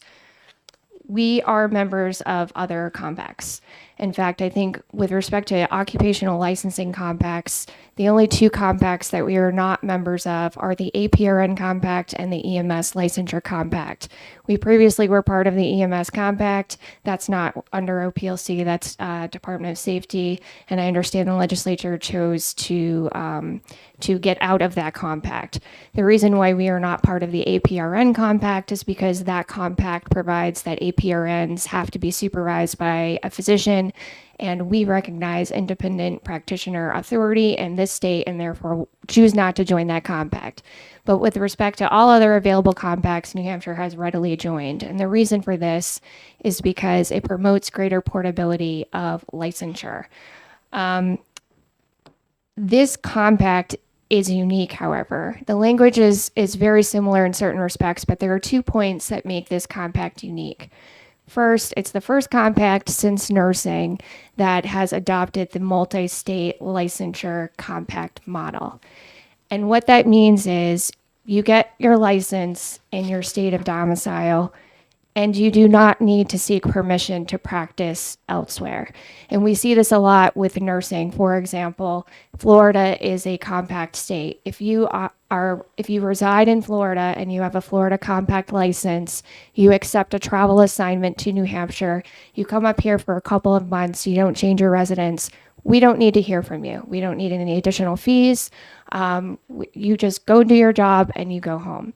If you choose to change your residence, at that point, we will switch your compact to a New Hampshire nursing compact. And I have to say, particularly during the pandemic, But also subsequent to that, with extreme workforce shortages, we are relying significantly on travelers. And so the nursing compact in particular has been very vital to the state's ability to function. So this compact is modeled after that. Yes, So, Representative. You said that this is the first that is modeled that has this feature, or is the nursing compact already had that and you're copying it? It's the first after nursing. Ah, thank you. Excuse Yeah, me. Please. nursing I think was one of the first, if not the first, occupational licensing compact, and no other compact after that has used this model. But the document drafting team felt that one of the sole purposes was to promote greater portability, and that the multi-state licensure model was the best mechanism to do that. The other reason why this one is unique, and it's more of, I'm a legal nerd. It's where you have to get licenses based on your domicile, not based on your residence. It's a legal definition, but we've run into issues with people having multiple residences and not being able to determine where they actually need their license. And so I myself push very strongly for use of the term domicile, and that is why this compact in particular is unique. It's also unique because it has 3 categories of licensure. Most compacts do not. Most compacts focus on one category of licensure. And so it made this compact particularly challenging to draft, which is why it took so long for the language to be released, because there were a lot of issues that the document drafting team had to work through in order to make sure that it was practical. I do want to note that I think the most relevant section in terms of determining what the qualifications are is on page 5, section 4. That's basically where you're going to find what a social worker has to do in order to obtain the compact license. And section B, an applicant for a clinical category multi-state license has to fulfill the following requirements: pass a competency requirement, which in this case we anticipate to be the exam that our licensees already take, the ASWB exam. And then they have to be eligible for licensure in New Hampshire. They have to complete a master's degree in social work from an accredited program. We already require that. And then they have to fulfill a practice requirement equal to a minimum of 3,000 hours, and we already require that. There was a lot of discussion amongst the document drafting team and the technical advisory group about the 3,000 hours requirement.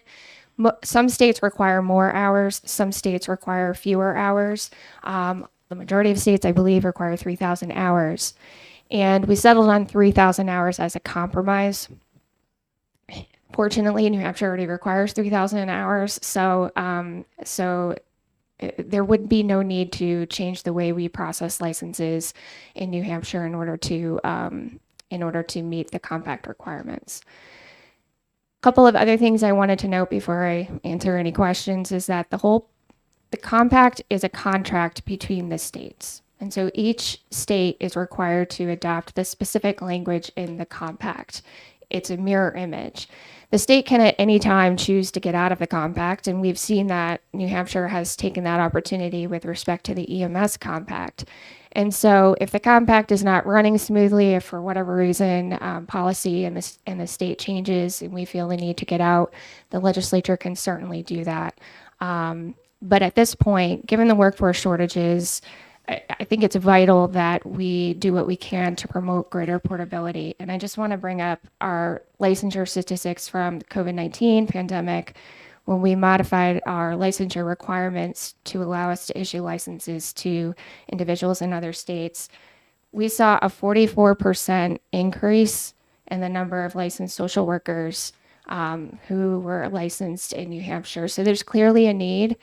And this would just be another avenue for us to provide increased access to mental health services. So with that, I'm happy to answer any questions. Could you answer Representative Goldie's question about the authorities of the commission? Yeah, certainly. I think that's pretty standard. I mean, I share your concerns, Representative Goldie. In practice, I've never seen it be problematic.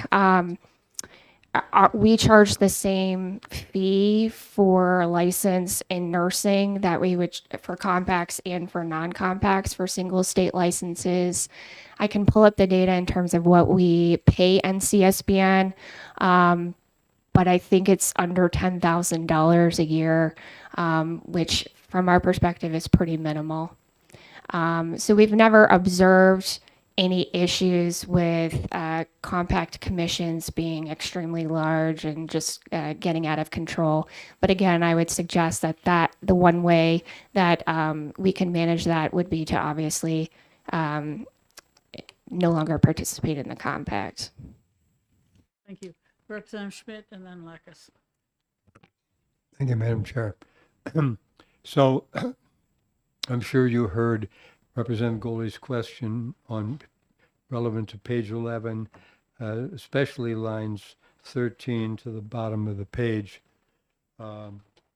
Those of us who have been on this committee for a while and on the subcommittee as well, ordinarily I ask whether we're going to go to subcommittee, but I don't see we have the time to do that. But Representative Schmidt, my plan is to retain this and work on it in conjunction with the section we're recommending to be pulled out of House Bill 2, because that's there's a strong overlap. okay, so that's great news, because trying to decide this all in a short time frame that we have for the rest I of the bill. wouldn't do that for you. Well, so this language at the bottom of page 11 is language that's very, very familiar to those of us who've been on the subcommittee previously, and it's caused a problem before, because it looks like it opens the door to a lot of acquisition of stuff, especially stuff of value, and the possibility of abuse or running wild or whatever. So can you speak to that particular issue? Certainly. And one thing I would note is in order for a compact to be valid, this language cannot change. So the committee could not make any changes. Otherwise, we couldn't participate in the compact. It's an all or nothing. That's how the compact works. But with respect to the language, I completely understand and appreciate the concern, because it does appear to be extremely broad. That said, I do think the commission needs that authority, and I'll give you the example with nursing. Every compact has to have a database system. In nursing, we call it nurses, and every compact member has access to that. And so what happens is all licensed RNs, for example, are in the nurses database. And so we can verify as a licensure board the status of that person's license, whether it's a multi-state, whether they've had any discipline. We can also send, we are required under the terms of the compact to notify other states, member states, that a person is in the middle of being investigated for a significant action. We are required to send notifications, and we call those speed memos. And so, for example, if we received a speed memo, and there have been instances where somebody is working in our state, they're here on a compact license that was issued, let's say, by Florida, we can institute disciplinary proceedings against their privilege to practice in our state based on that information. So that database and all of that information sharing requires support, both from a personnel standpoint and just database management. It just requires support. So unfortunately, I think that language is necessary in order to make it happen. It does seem really broad, but it's vital to making sure that that information sharing can work. Thank you. So is it not the case that this language, in spite of the fact that it sounds pretty scary, is it not quite typical? And how many of the compacts that we are currently involved in, quite a number according to your earlier testimony, is this language not in those compacts already? I'd have to compare every statute, but I would say this language or something comparable must be in every compact, because every compact has to stand up a data system. I wouldn't recommend New Hampshire joining compacts if we didn't have the capacity to share information readily available, because that could put the public at risk.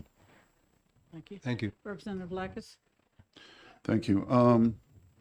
So I understand that reciprocity won't do everything the compact would, but one of the arguments for the compact we heard was it was taking a very long time for people to get licensed when they moved to New Hampshire. I know there's a prior bill that went through this committee, and whatever is in HB2. And assuming one or both of those go into law, would that solve at least some portion of this issue? Yeah, I think certainly. I think it was House Bill 594, if I'm not mistaken. I think would greatly assist with portability issues. I think one of the benefits, and this is why the document team, and I have to say myself and the representative from Texas really pushed hard for the multi-state model, we push for the multi-state model so that the practitioner doesn't have to seek out, 40 something or 50 something for 50 licenses if they choose to practice in every jurisdiction. So that would just be an additional barrier for the practitioner.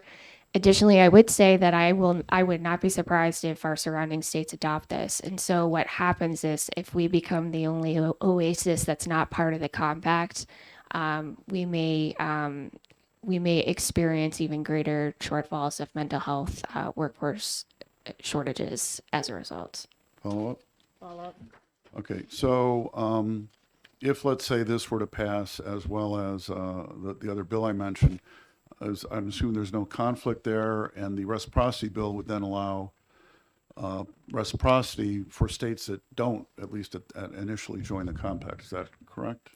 Yes, that's correct, Representative. Okay, Person Gould? Thank you, Madam Chair, and thank you for taking my question. The worker shortfall is an issue we hear about. We hear about it everywhere, not just with social workers. Beyond that, we're hearing a great deal about the struggles the mental health system in New Hampshire is having. And I would assume that's happening all across the country. Are there things in this compact that are going to benefit the efforts we're all making and intend to make and will continue to make and will push really, really, really, really, really, really, really hard to make, beyond the staffing shortages, the problems recruiting workers, I'm assuming is something that's going to ebb and flow. But are there things that you see in here that are going to help us with fixes to the mental health system? No, not particularly. I think that the New Hampshire is we have to have a plan for workforce. And I think part of that plan is attracting people from other states. And the attraction can't be that it's easy to get licensed here. People should want to move to New Hampshire because it's a wonderful place to work and live. That's why I choose to stay. I am a transplant. I usually don't admit that.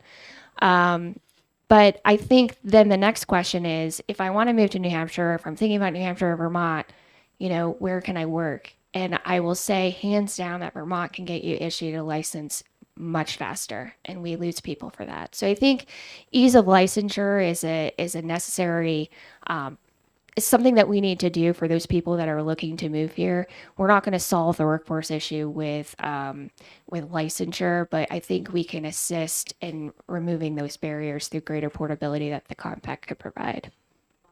Follow up. Thank you. I acknowledge the problems with the workforce. My question is, do you see things in this compact that are going to help provision of service for clients in New Hampshire? I think that certainly. I think it could ensure continuity of care. I think what we saw with COVID-19, for example, is that we have a lot of people who live in New Hampshire and who, for example, go to Vermont for services. And then when those providers move to a telehealth platform, those Vermont practitioners need a New Hampshire license. Or when college students go somewhere else, then all of a sudden, the provider needs to get a New Hampshire license. And some providers are willing to do that. But I've had clients contact me saying, oh, I'll pay for the license. I don't want to lose my therapist, but my therapist doesn't think it's worth for just one client to go through the licensure process. So I think as more states join the compact, and I have no reason to think that they won't, I think that it will encourage continuity of care for those people. Thank you. Thank you. Person Brody had a question? And then Gola. So, in the cases where we've had compacts in the past, can you give us an estimate on the availability increase in workforce as a result of that compact? Is it 5%? Is it 10%? Is it measurable?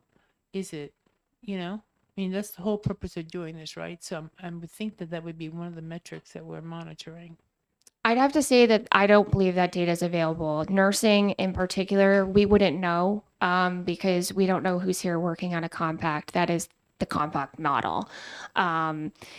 For the other compacts, I don't think we've had a significant time utilizing those compacts in order to adequately measure that. Psychology, we just recently joined, but actually, I think we joined in 2019, but it's only recently that they got the compact up and running.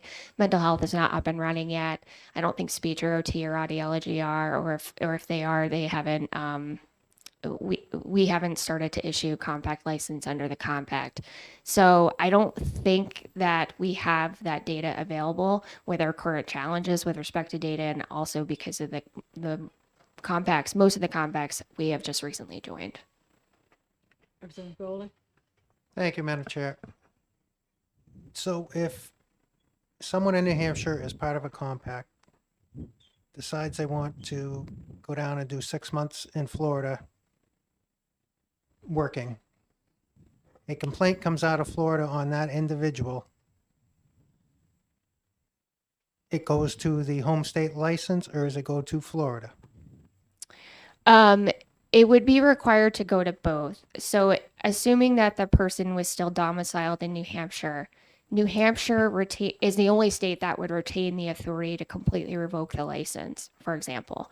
Other states could revoke that person's privilege to practice in that particular state, but let's say Florida's decision to revoke the privilege to practice couldn't impact the privilege to practice in other compact states.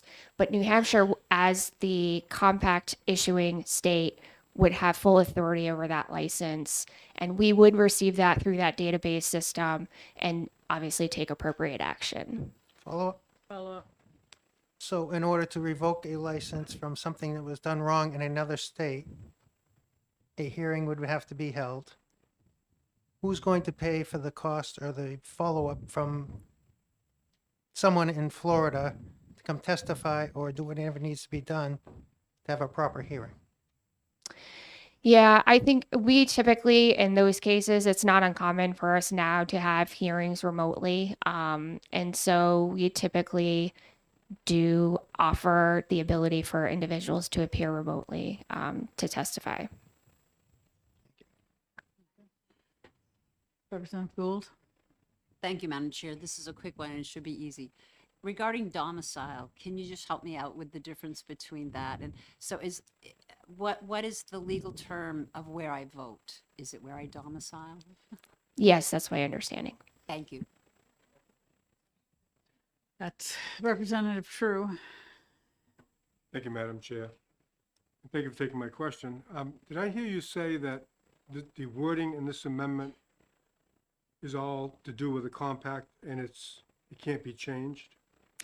Correct, because each state has to adopt the same language in order for it to be considered a contract and enforceable. Follow up. Thank you, Madam Chair. Again, thank you. I'm trying to figure out how a compact is going to solve shortages in different fields. So let's say Massachusetts has their social workers. They're all working out straight. They don't have enough help, and they're all stressed out. And New Hampshire has a shortage of social workers, and they're all working out straight. They're all stressed out. So how would somebody going from New Hampshire help anything by working in Massachusetts? They still don't have enough people. Yeah, thank you for the question, Representative. There are certainly, we talk about this all the time with, or I talk about it all the time with my colleagues who are in similar positions in other states. And even internationally, there's just a huge workforce shortage. So like I said earlier, licensure is not going to solve the workforce problem. We need to rely on other mechanisms to recruit people to want to live and work here. But I think that licensure shouldn't be a barrier that makes somebody choose to go let's say to a different state, Vermont, Maine, if they are seeking to relocate up here. And that does happen quite frequently, particularly on the border of the states. And I wanted to also mention, so one of the famous compacts that we all participate in is the driver's license compact. So we are part of a compact regarding driver's licenses. So in order for you to drive through Massachusetts, you don't need to go get a Massachusetts license. You can drive to California. You only need one license, and it's not until you change your domicile that you need to get a new license. This compact would work very, very similar to that. Thank you. Anyone else? All right, thank you. Thank you for your time. Okay. Is there anyone else who wishes to testify on House Bill 428? All right, seeing none, I will close the public hearing, and Representative Grote, I believe you have a motion. I do. I wish to retain House Bill 428. And I'll second. Thank you. Do you wish to speak? I do, because this committee will be requesting that the Board of Mental Health portion of House Bill 2 be pulled out so that we can look at it entirely and include this bill, and possibly its amendment in that is I think an appropriate thing to do for our committee. Thank you. I'd like to say the same thing. We don't have the time for this because today is our deadline. So we are going to retain it and work on it. We might, depending on how quickly things come together, we might try and pass it as part of a Senate bill this spring. Otherwise, we'll work on it over the summer and have something ready for the House in January. And I don't think that would be if this is just coming off the printers to the other states now, I don't think that's going to be much of a delay. Representative Gould? Thank you, Madam Chair. I just want to say that I'm really looking forward to all of the bundle with the House Bill 2 in the mental health issues. And I've already started looking at that. And I did read these amendments and the proposal for the compact ahead of the hearing. Thank you all for your testimony. I really look forward to seeing this move ahead for New Hampshire. We have a crisis and we can fix it. Okay, anyone else have a comment, question? No? Okay, in that case, the motion is to retain House Bill 428, and the clerk can call the roll. Representative Simon. Yes. Representative Lakis. Yes. Representative Bailey. Yes. Representative Santonastasso. Yes. Representative True. Yes. Representative Abear. Yes. Representative Gerhard. Yes. Clerk votes yes. Representative Grote. Yes. Representative Schmidt. Yes. Representative Goley. Yes. Representative Schuett. Yes. Representative O'Brien. Yes.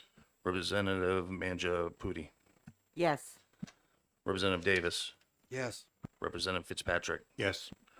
Representative Gould. Yes. Representative Smith. Yes. And the chair. Yes.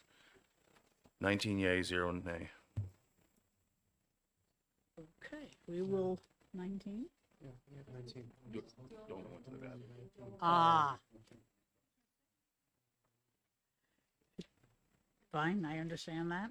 Okay, so we will retain this and we'll be working on it. 20. Representative Dolan had stepped out when the question was put. Oh, okay, thank you.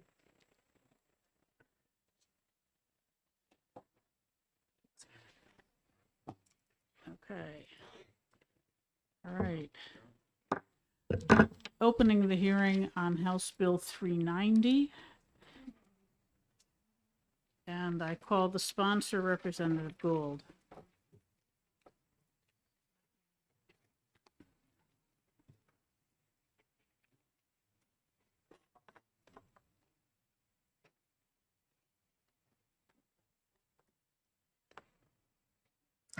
Thank you, Madam Chair. House Bill 390 was originally drafted 2 years ago.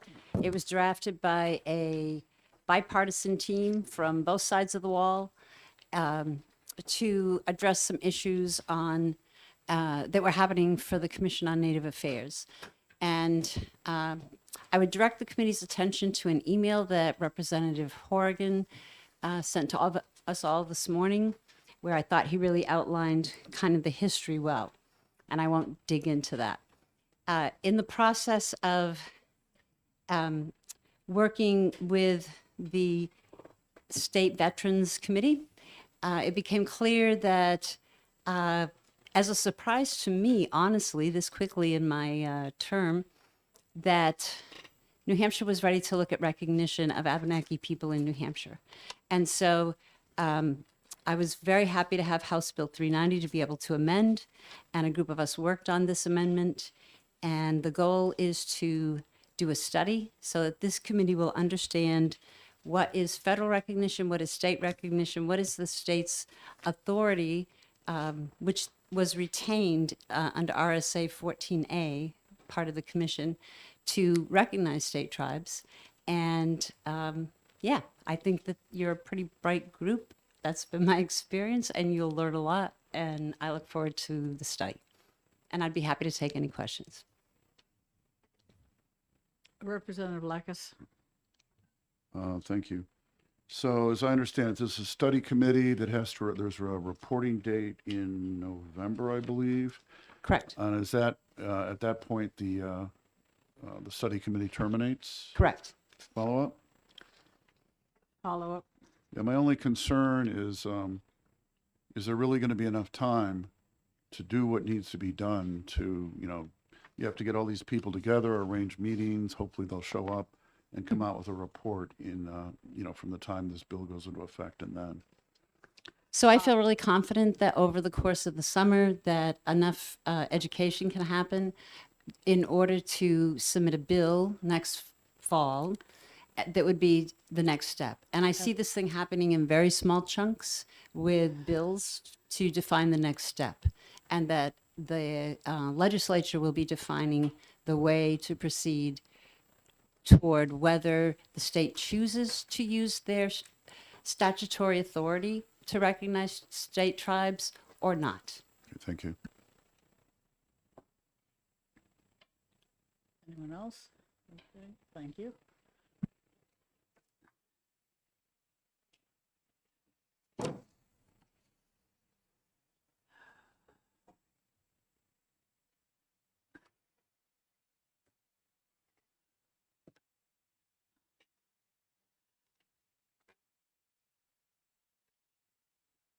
I'd like to tell all the people that want to take 10 minutes to tell us they're opposed to the bill that we have we've pretty much agreed that this bill as written is not correct and should not go forward. And our intention is to retain it and work, hopefully with your assistance, so that we will have something better for next year. So I hope you will all choose to be very brief. Melinda Sims.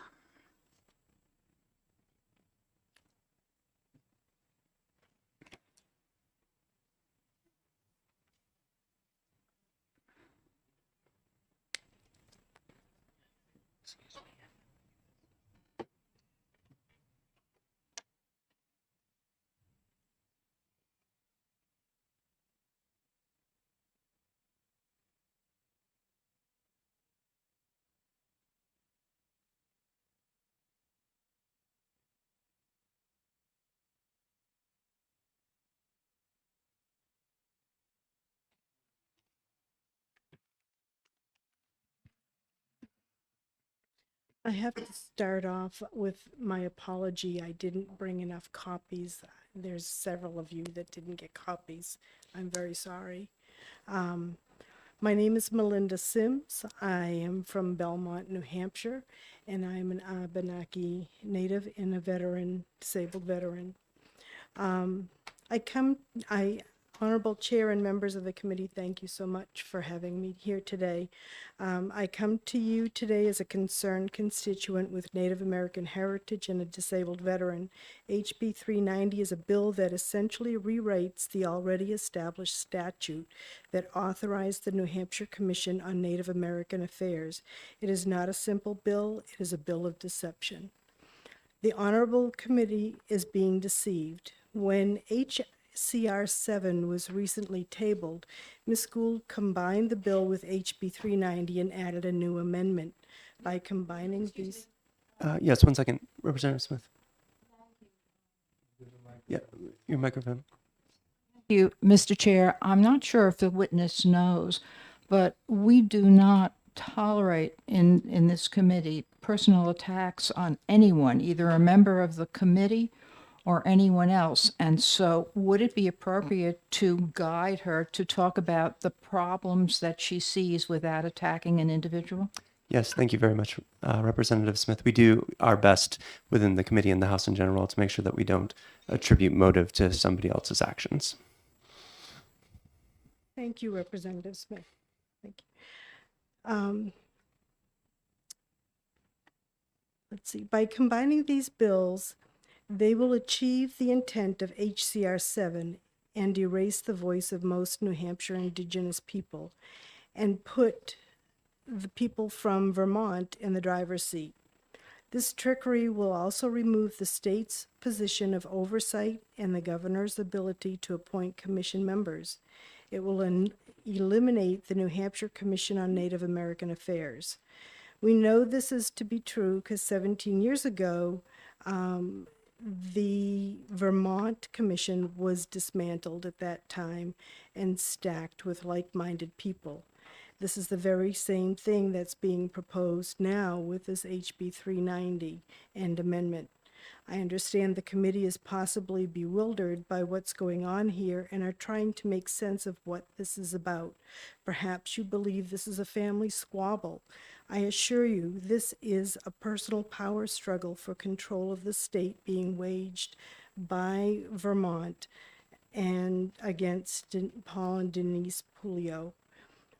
This is evident in Section 3 of HB 390. It states chiefs and their parent, child, sibling, or spouse shall not be eligible to serve in order to avoid a conflict of interest. The only people that this caveat applies to are the chief speakers of the Pennacook.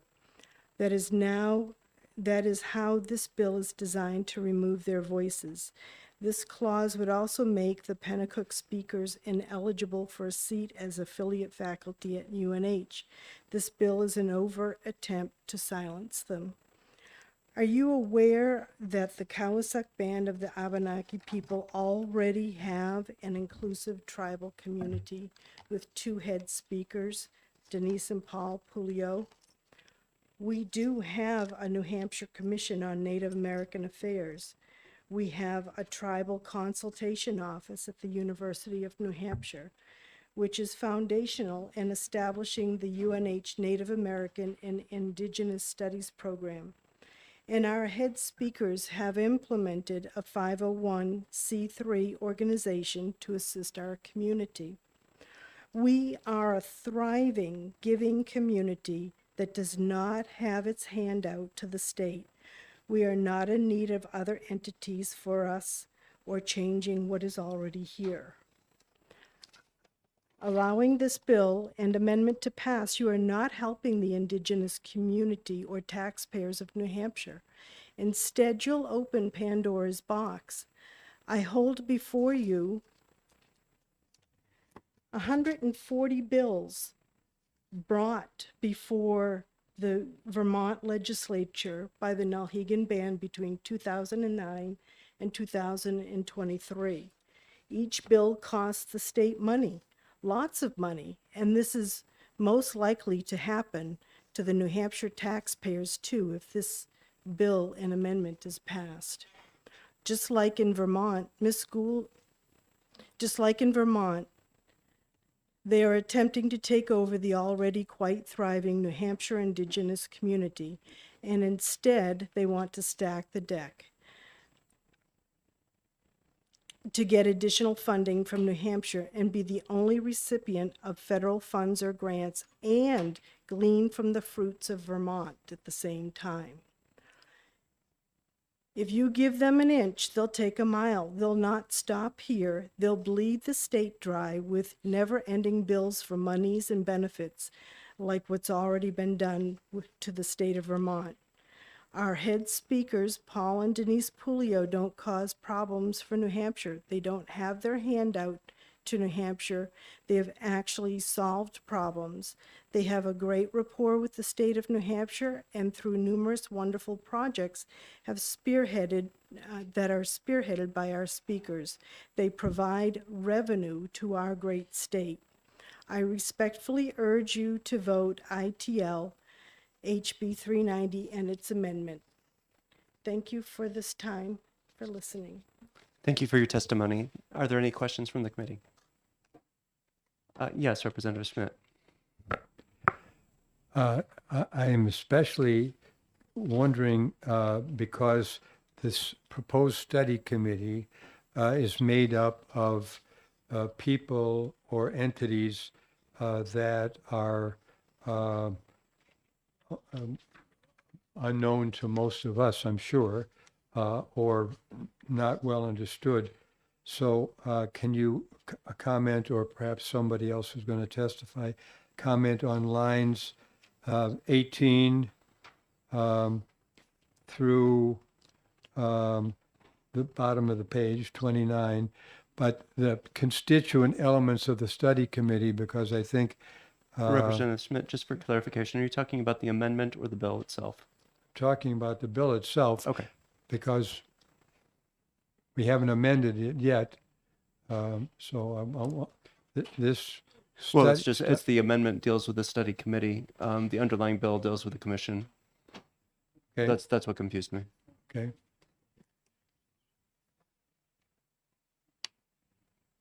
Perhaps my question is not appropriate anymore, because again, I think this is dangerous territory for this committee to get involved in. Representative Grota. Thanks. I think that I want to reiterate what Chairman McGuire said. I think the committee recognizes the disagreement within the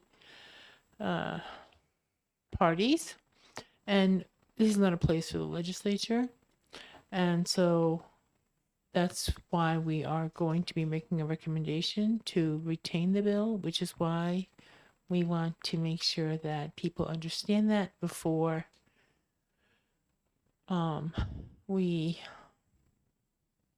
start debating issues that at this point are not going to be relevant for today.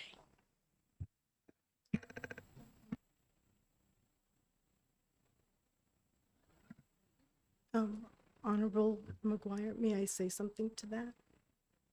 Or no?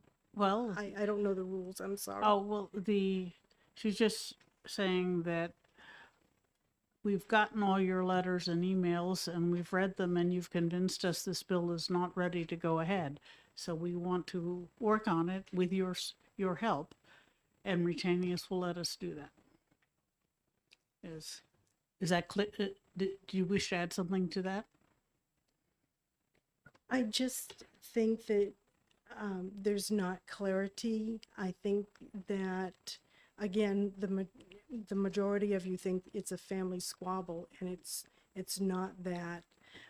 We already have a system in place in New Hampshire, but somebody from the outside is coming in to replace our system. What's the sense in that? I don't understand this. As we said, it needs a lot more work, including to find out why, if there is a problem. Okay. And Mr. Sims, I take it you were, okay, thank you. Carlos Cardona.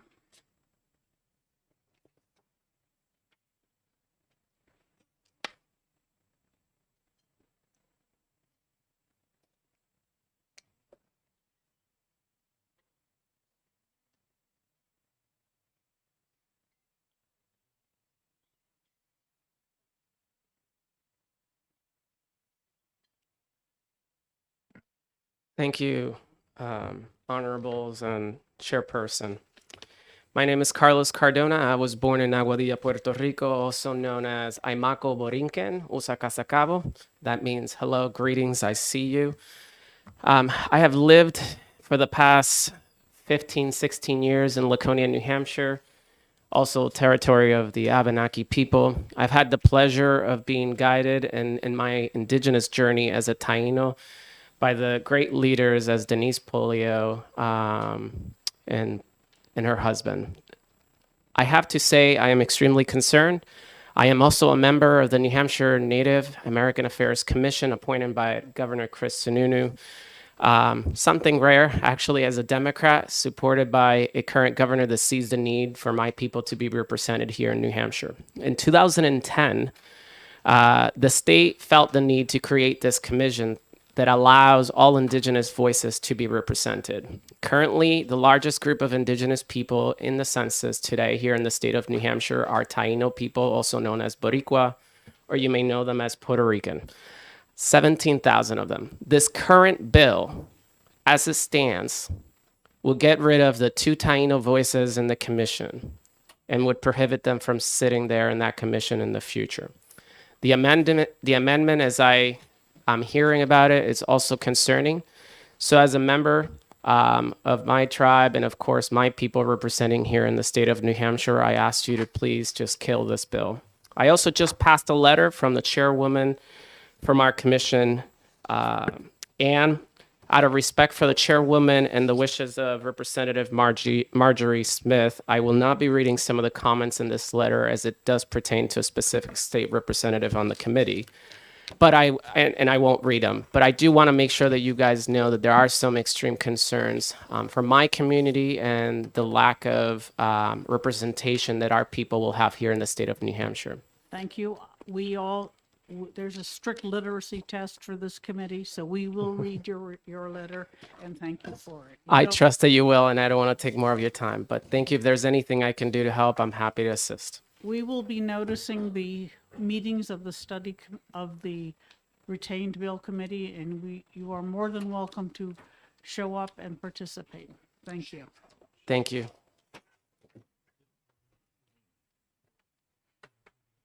Kathleen Blake.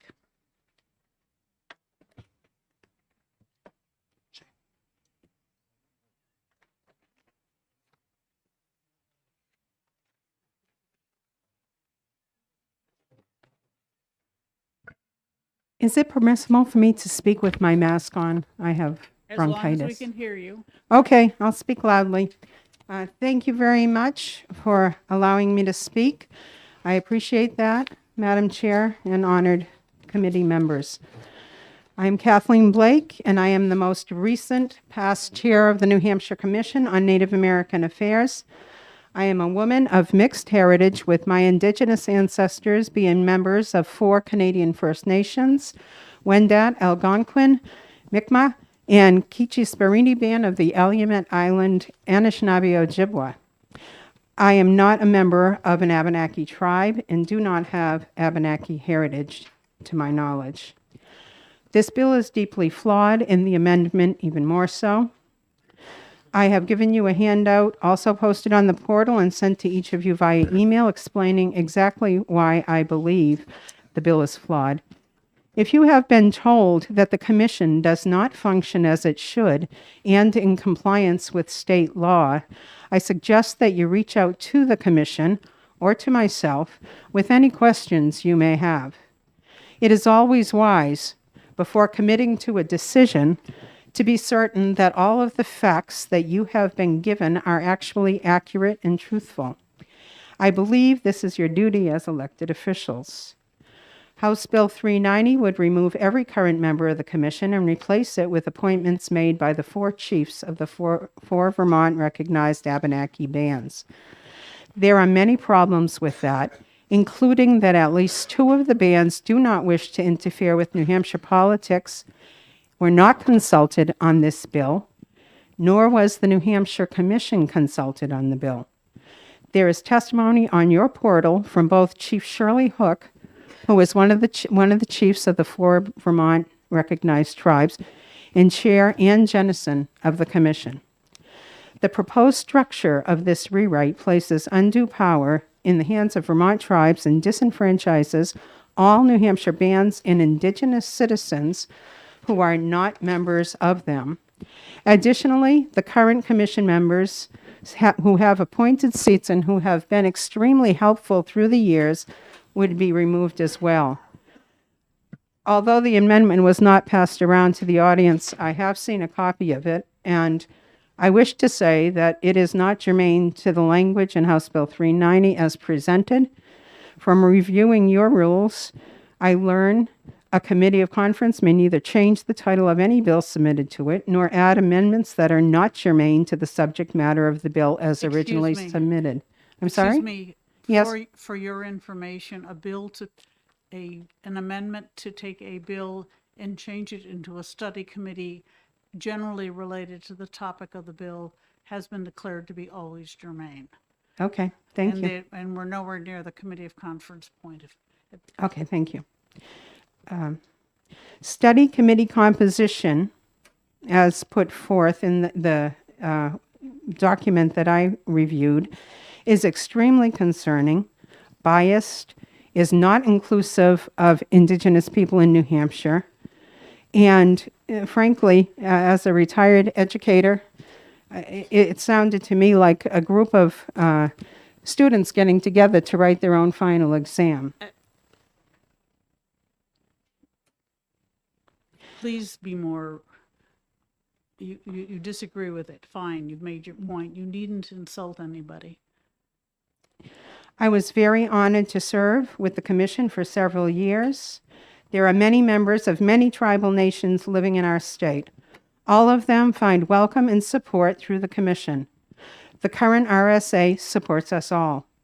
You have on the portal testimony against this bill from people who are members or descendants of at least 4 tribes: Pennacook, Red Lake Nation, Mohawk, Cowassuk, Cowas, Tarantine Mi'kmaq, Cherokee, Shawnee, Taino, Blackfeet, Lac de Flambeau, Band of Lake Superior, Chippewa Indians, and Algonquin.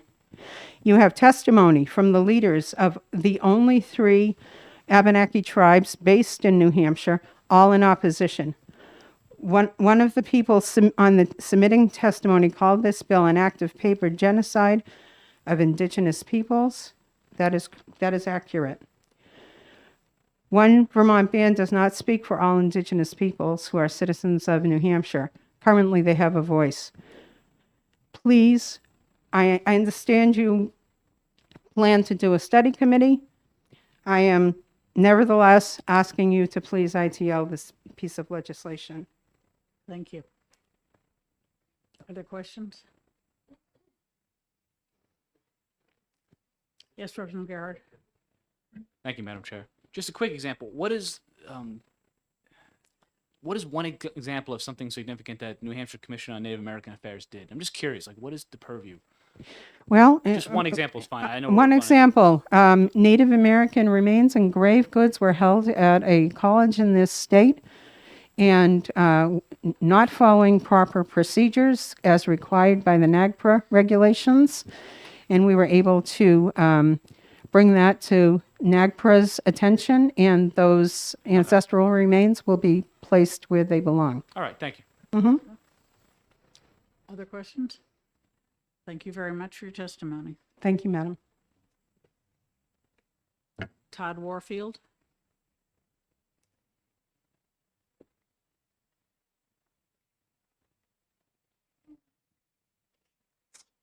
Thank you, Madam Chair. As a Indigenous person that lives in New Hampshire and also a veteran, I also oppose this bill. It's strongly worded against peoples that are not recognized in the state. If recognition is the ultimate goal, I would strongly suggest a study group be formed under the jurisdiction of this commission to better acknowledge the folks that live here still in this state. This bill cannot stand as it is. Thank you. Thank you. Question? Right. Vaughn Godet.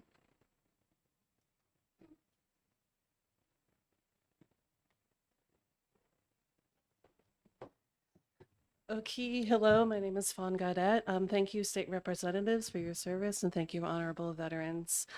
One thing, as being a person of Indigenous descent, we all recognize that we all are in a relationship together on this earth, and we are taking this opportunity to open the doors for conversation. And I hope that what happens in this, that we can keep an ongoing discussion with all of the many leaders of the state, because there are many groups in the state and many leaders that you might not be aware of. Being a proud descendant of the Blackfeet Nation and a New Hampshire resident, my mother was an enrolled member of the Blackfeet tribe. My father has Indigenous blood as well. I am proud of my mixed heritage. My experience with this federally recognized tribe, and I lived on the Navajo reservation too, so that's another experience, makes me aware of the many issues proposed in this bill.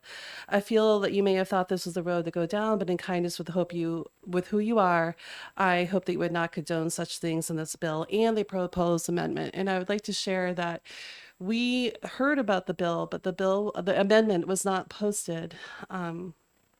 In a spirit of openness, that was, I feel it would have been better if that was more open for us to see that and more fair. I want to say one thing. The commission is functioning just fine. And within the commission, it's capable of working on state recognition. I think that another thing is proposed, Billy, is that you have the opportunity to it's opening the door for you picking winners or losers, and that does damage to many Indigenous peoples in the state by taking away our voices on the commission. For people that are in the state that live, and people like me that, you know, our tribe is not from this state, it saddens me to share when one group is willing to put itself above another group. This bill, and let me be clear that no tribe, regardless of who they say they are, has the right to govern another state group or attempt to take control. The bill wants to do so by giving control to Vermont and groups in the New Hampshire Commission of Native American Affairs. If you pass legislation with this, you are contributing to it. I hope that you will search in your hearts to say that this is not a positive way to move forward. Indeed, it causes a great deal of harm to Indigenous peoples in New Hampshire. And as Kathleen stated, there were chiefs in chiefs in Vermont that opposed this bill. There were other group leaders in New Hampshire that opposed this bill. There is over, I believe, 130 something Indigenous peoples in this that oppose this. And I hope that you'll get a chance to read all of their testimony. In addition, the Native Commission has places for other Indigenous people that would lose spots, as the amendment and the bill have stated. I do not feel this is just. I want to be very clear that one group or tribe does not speak for all of the Indigenous peoples in New Hampshire. I want to share this term with compassion and openness. This is a term called paper genocide. This proposed legislation erases the Indigenous voices of New Hampshire that reside here and people that have come here. Surely, maintaining inclusivity is important to the state of New Hampshire and all of you, because we stand for truth. And as committee members and legislators, you have the power to make sure this does not happen. I hope that you will ITL this bill. And I hope that if you have any questions, that feel free to please ask me. And I hope that maybe in the future that you can come to and explore the rich culture and contributions that Indigenous peoples bring to the state and have been working on in this state. Do you have any questions? I don't see any, so you've been Thank very you. clear. Thank you. Thank you. Denise and Paul Pouliot.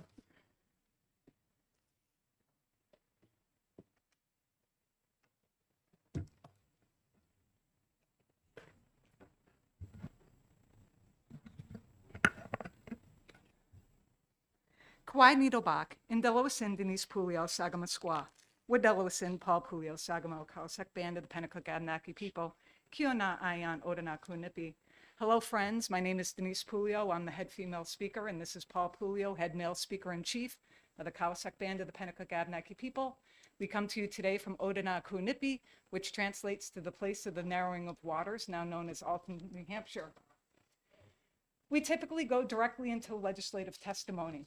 but I wanted to take a moment to share who we are and why we are here. Some of you already know us as the leaders of the Kawasuk, and that we have filed for federal acknowledgement and were assigned petition number 151 by the Bureau of Indian Affairs. We have appeared before this legislature for many decades and both uplift and at times to defend our Indigenous community.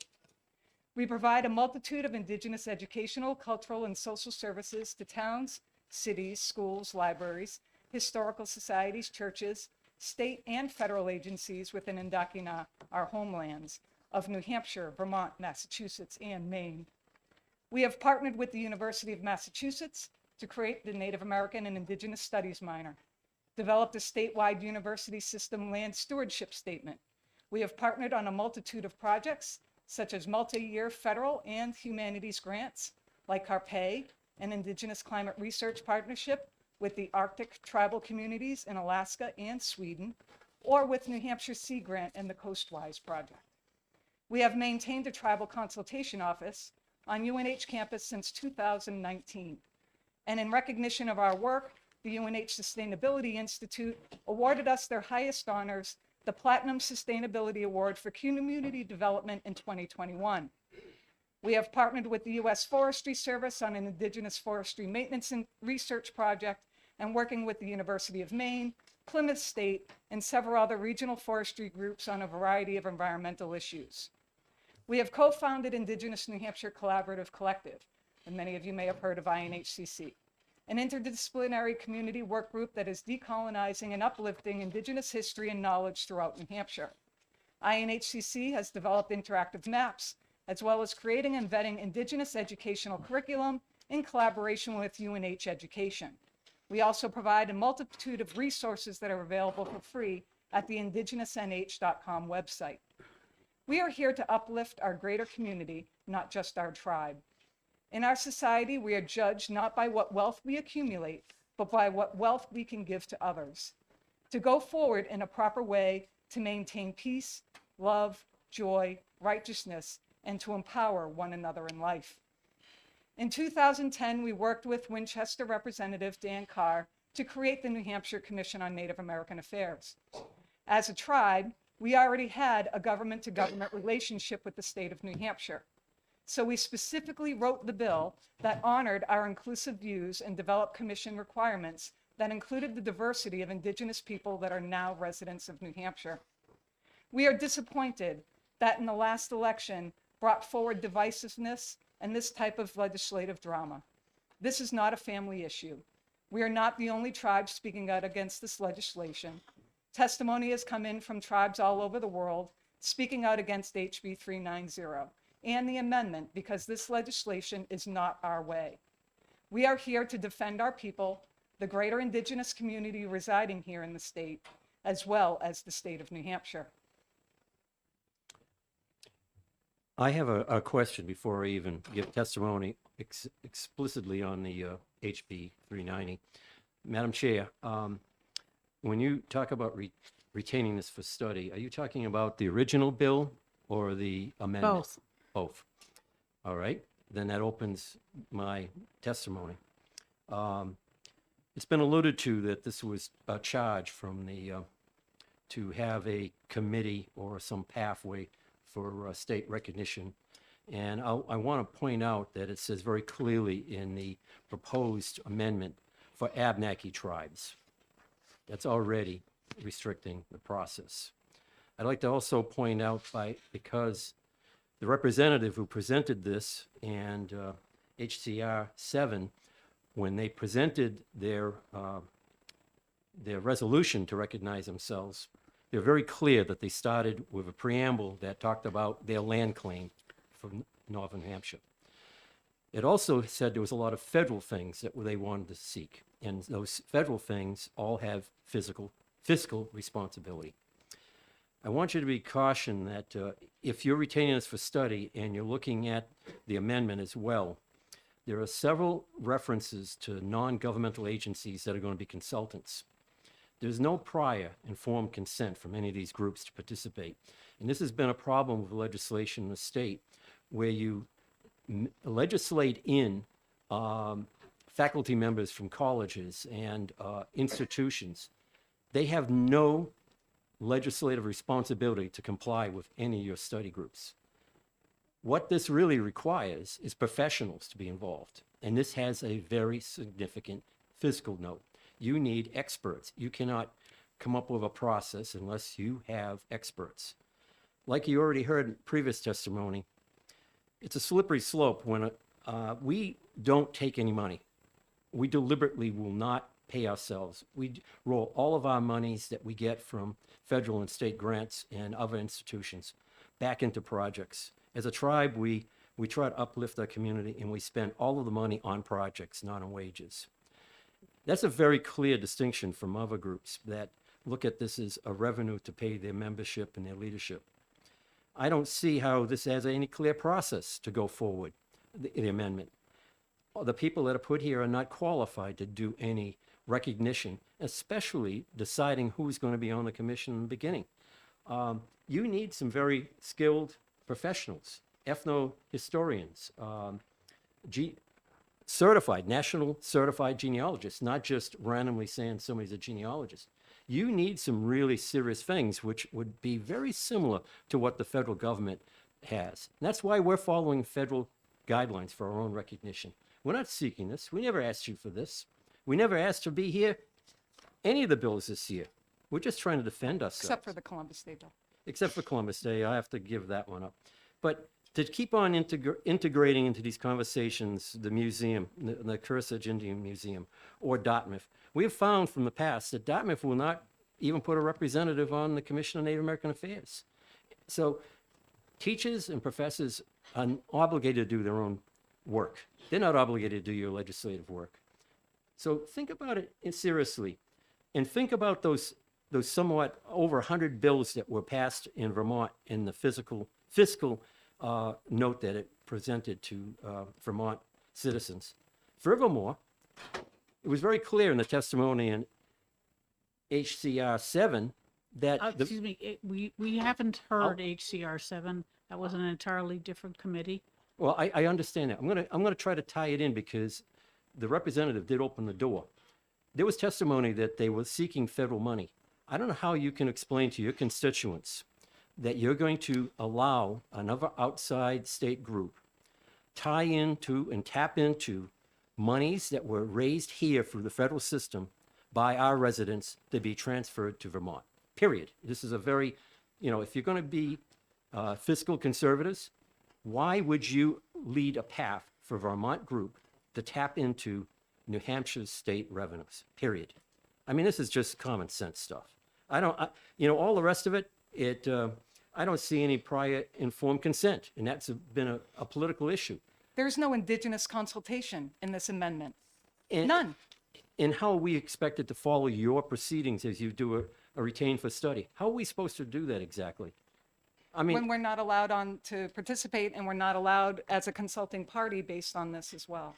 So we have a lot of questions. There are a lot of issues with the amendment and the initial bill within itself. We think that the best move for this committee would be to ITL this bill, to have new legislation brought forth in the fall. The commission already has the tools needed to establish a recognition process in the state. The tribes that are resident in the state are already participating on that commission. So you would have indigenous consultation. So our recommendation is to ITL this bill. And we thank you for listening to us today. And we welcome any questions you may have. Thank you. Representative Schmidt. Thank you, Madam Chair. Since there's been reference to HCR 7, I sat in on that hearing, and the question I have is whether especially the amendment, which I don't seem to have, whether the amendment in any way picks up the sum and substance of HCR 7, which has already been heard and voted, I believe, ITL. Right, correct. So to the degree that we are getting a do-over on the part of the amendment, I think we need to look at that because that's already been dealt with, already ITL'd, and I believe it's already been voted on the House floor.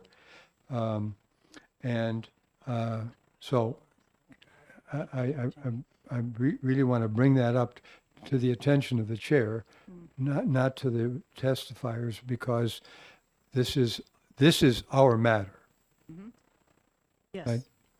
So to the degree that HCR has already been voted on, already been ITL'd by the House, Yes, that is something that we cannot and include. yes, and that the amendment is a do-over in any way.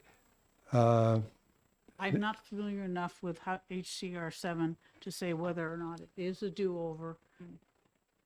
That's exactly why I'm raising the point. We are entering into perilous waters, in my opinion, on a subject that we have little to no expertise on. Thank So, you. thank you. I- But may I follow up with one other question? One of the letters that we received is from, and I want to have a quick ruling of the chair whether that needs to be entered into more than just submitted to us in writing. The letter I'm referring to was sent by Ann Jennison, whom I happen to know personally, As and the she is chair the of the- chair. yes. She is the chair of the New Hampshire Commission on Native American Affairs. So I think we really need to handle this more than just putting it into our written file. So I was asking Thank the you. chair's ruling on that. Yes, it will be kept there, and we all have some light reading to do on this stack of papers, yes. I also wanted to thank Representative Schmidt. The amendment has still not been publicly posted. It's So we have yet to find that available online anywhere. It is not, amendments are never online until they have been voted by the committee. Okay, thank you. Did you get a paper copy at least? So I was able to secure with extreme difficulty a copy of the amendment, but it has not been made to the. I have shared that version, the copy that I had received as widely as I could. So on some of the portal comments, you will notice that some of them will refer to HB 390 and amendment. That's because those individuals were able to see the amendment because we shared that with them, where some comments do not refer to the amendment because it was not publicly made available. Thank you. Yes, we've Madam come a Chairman? long way in making amendments public, but there is a point, they are not public until after a certain point in the process. We highly recommend that you leave this up to the Native American Commission in the Department of Natural and Cultural Resources. There's a process already in place. The commissioner knows well what's going on. And we really, this has been at the table at the commission on how to deal with this issue. Let the indigenous community have their own voice on this. It is not a legislative matter that you should step into. You should be approving whatever we come up with and listening to what we come up with. Don't try to put words in our mouth and say you're speaking for us. This is not the way it's done. We're not speaking for you. We are addressing a New Hampshire statute that establishes this commission. And so it is indeed within our purview to change our statute, not what the commission does or reports or recommends, but the structure of it is in our statutes. And we take agree. your advice We agree. on what, we would take your advice on who should be included, but if it's in our law, that's our decision. We agree. We just think that maintaining the 15-seat current commission outweighs replacing it with a 9-seat commission with 5 seats specifically devoted to Vermont tribes. Thank you. We just want to maintain inclusion within the state. Okay, we will. All right, no more Hear you questions? loud and clear. All right, I don't thank you see very any. much. Please ITL this bill. Rod Sims.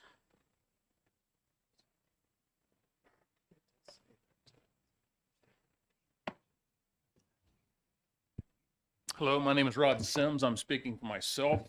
I'd like to really congratulate you people on how nice you are to each other. I come from a 30-year background in union negotiations, so they are not very nice.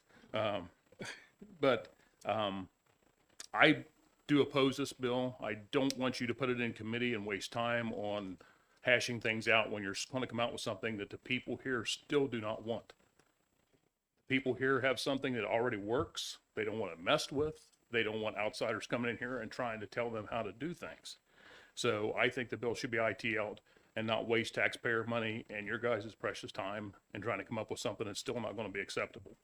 The people who was involved in drawing up the amended version of this definitely do not have the peoples of New Hampshire's best interest at heart. Please don't impugn their motives. They may merely be mistaken or stupid. Okay, well, I mean, you can't say that they don't have the best interest in part. well, when you don't know read, their hearts. I read what was in the amendment, and when we'd go into contract negotiations, everybody would say things, but what everybody had to live by, what was actually wrote down on the contract. So people can come in and say one thing, but you have to live by what's agreed to in a contract. So I read what was in the wording. Okay. Not what people were saying, but what was actually worded. And the spirit of the people who wrote that are not for the people here in New Hampshire. And they're definitely against Paul and Denise Pulio. The Thank wording you. was Thank specifically crafted to eliminate them from any future participation in anything going on in New Hampshire.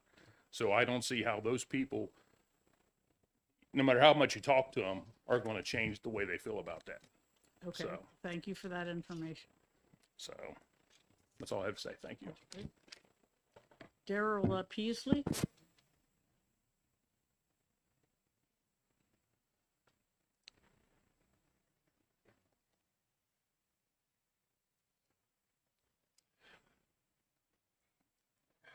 Good afternoon, honorable committee members.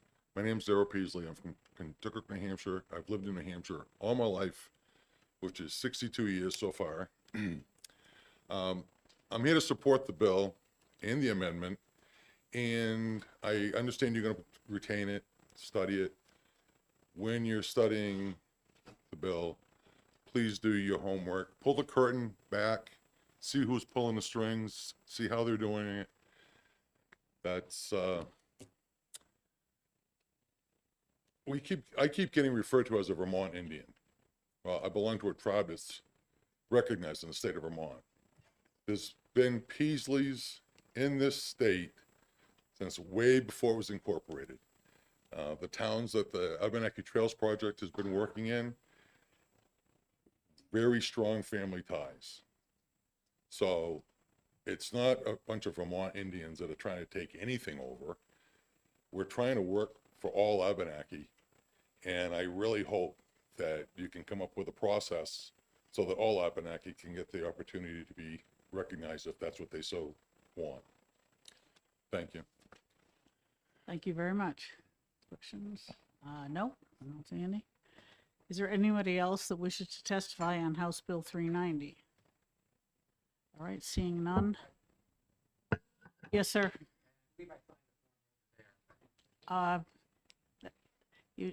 We do it differently in the House than the Senate.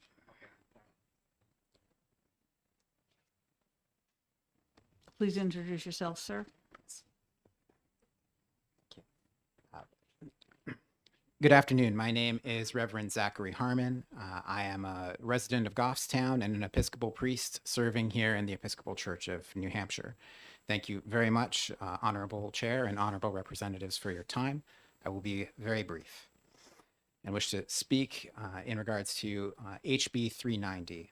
I believe that this seeks to remodel the New Hampshire Commission on Native American Affairs in a way that is not helpful on the whole, and creates a commission that is more adversarial and less inclusive. How does HB 390 create an adversarial New Hampshire Commission on Native American Affairs? It gives Vermont state-recognized Abenaki tribes permanent seats, but it doesn't give permanent seats to any other Native American groups with connection to New Hampshire. It unbalances the commission and I believe hurts other Native American groups in the state. For instance, it does not include the Cowessick Band of the Pennacook Abenaki people, who are well known for their educational work in the state. I have worked a great deal with them since 2018. I've worked doing educational projects with churches and in the community. They have a great deal to share and to teach. And Native American presence and connection to New Hampshire, I learn every year increasingly, is highly complex.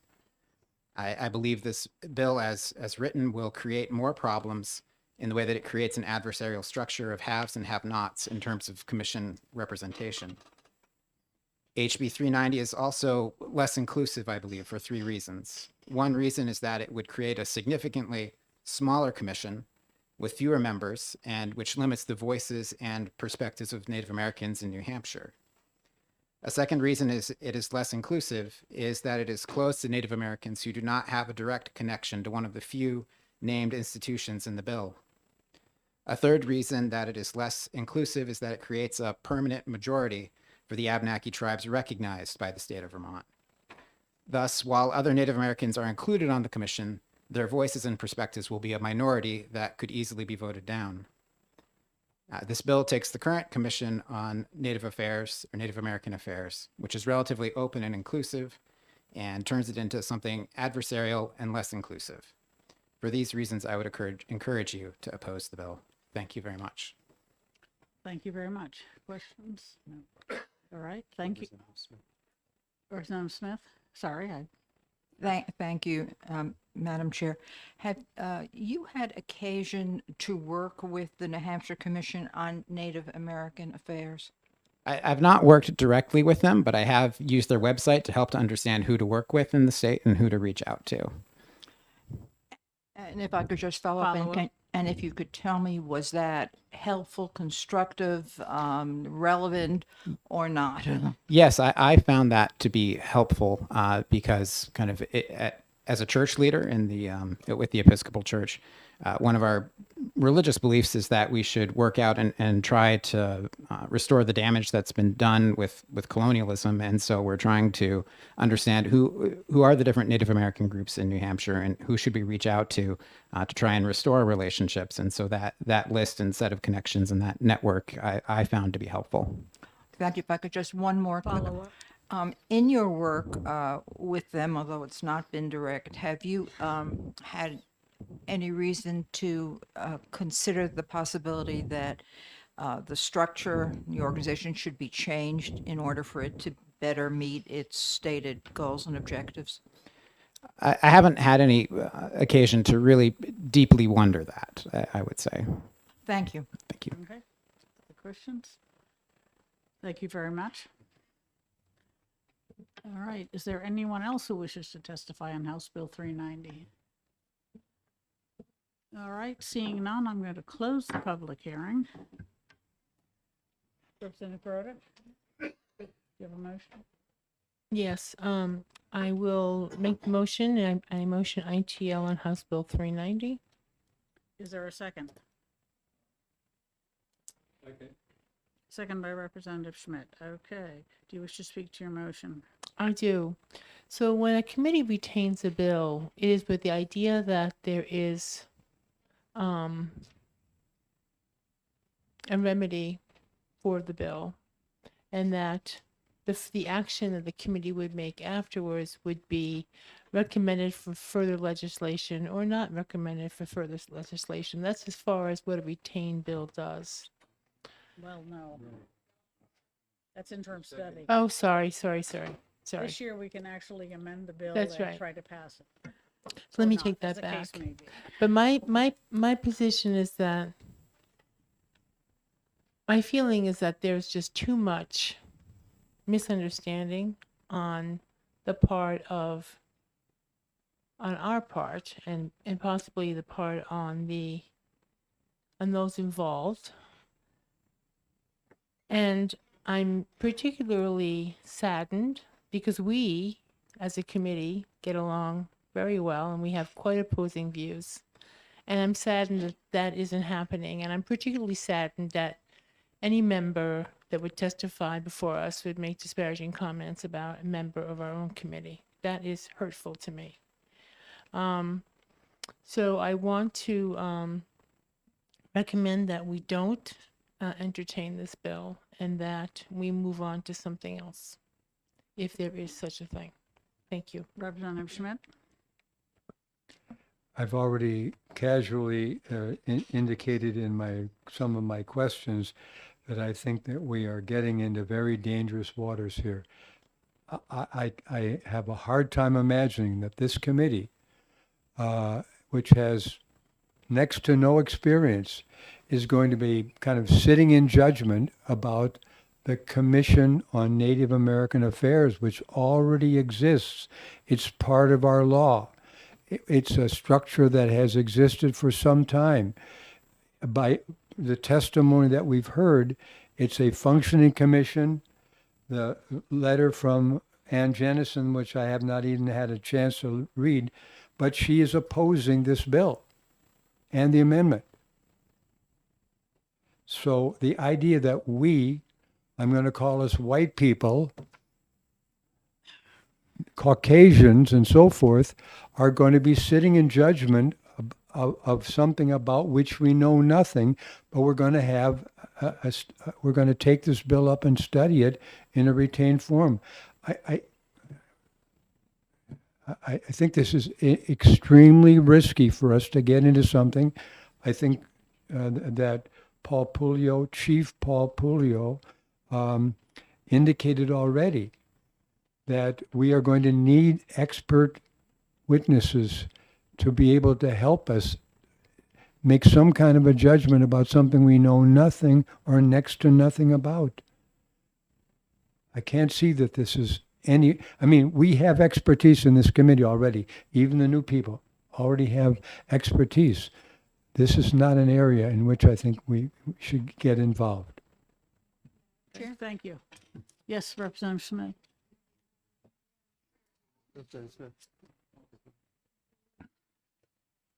Madam Chair, it is with sadness that I want to speak of my distress at the statement made by my very distinguished and experienced colleague from Dover.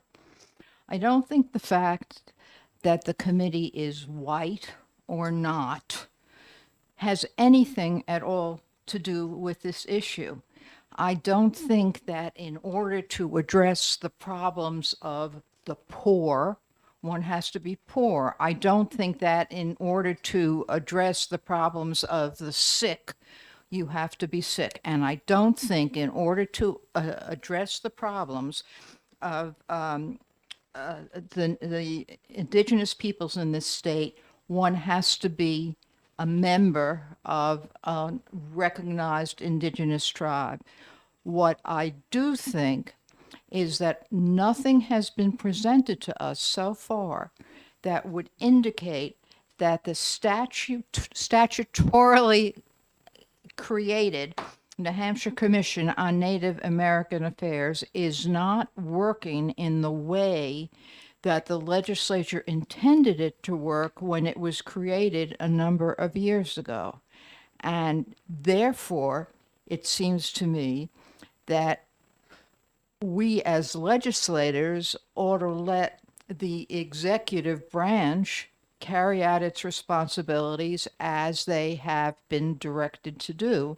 And it is on that basis, not on the basis of our color, our religion, our gender, that I would say that there is no reason that's been presented to us today that would indicate that we should take action in support of this bill. Thank you.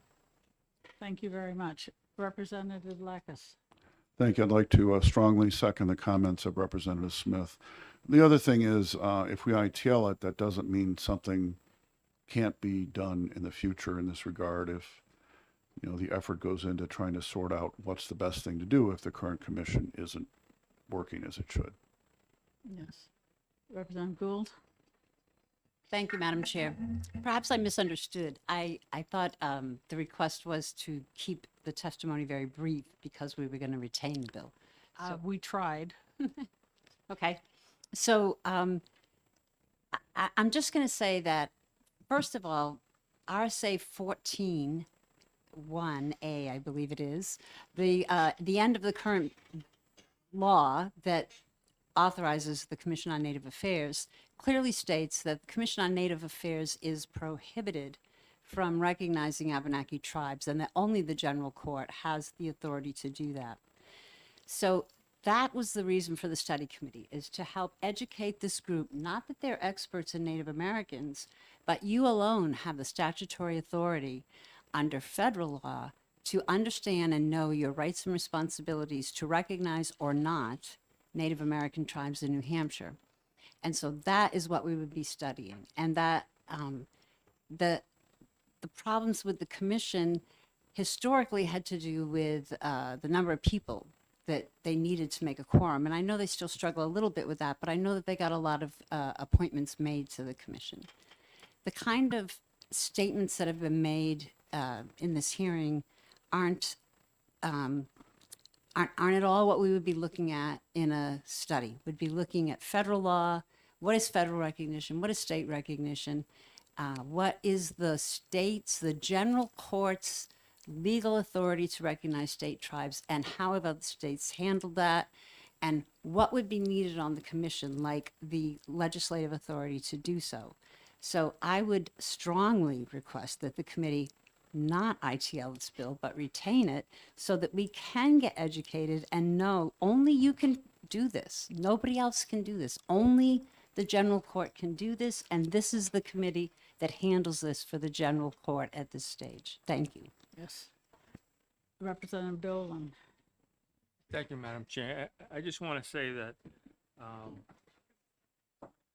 I think it should be obvious to us that race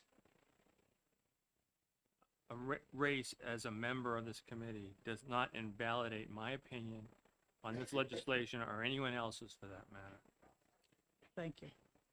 Yeah, I'd like to comment that, yes, it may be our responsibility to approve state recognition if some were to be requested, but I think that absent a recommendation from a group that is looking for state recognition or a blanket policy from the Commission on Native American Affairs, we shouldn't be initiating the process for state recognition. As other people have said, you know, we have a commission that's working on it. If they choose to make a recommendation to us that we need state recognition for this, that, or the other group, then we will consider it. But I don't think we should be short-circuiting their deliberations. All right. Anyone else? Representative Gerhard? I just don't see what the problem is with the current commission. I just was never able to ascertain the issue. So I will also support the ITL. Thank you. Anyone else? Representative Blackus? Yeah, I'm in a bit of a quandary. I mean, if there is a problem and there is a need for some change, you know, and learning more about it and, you know, figuring that out might make sense. You know, retain might make sense for that. But, I mean, maybe the best thing would be for, you know, some activity to occur to look into this and come up with a specific proposal for us to consider in the future. At this point, anyway. Okay. Anyone else? All right, thank you. The motion is in expedient to legislate by Representative Groda, and the clerk can call the roll. Representative Simon. Yes. Representative Lakis. Yes. Representative Bailey. Oh, I'm sorry. Yeah, he was out. Oh, he's right there. Representative Bailey. No, okay.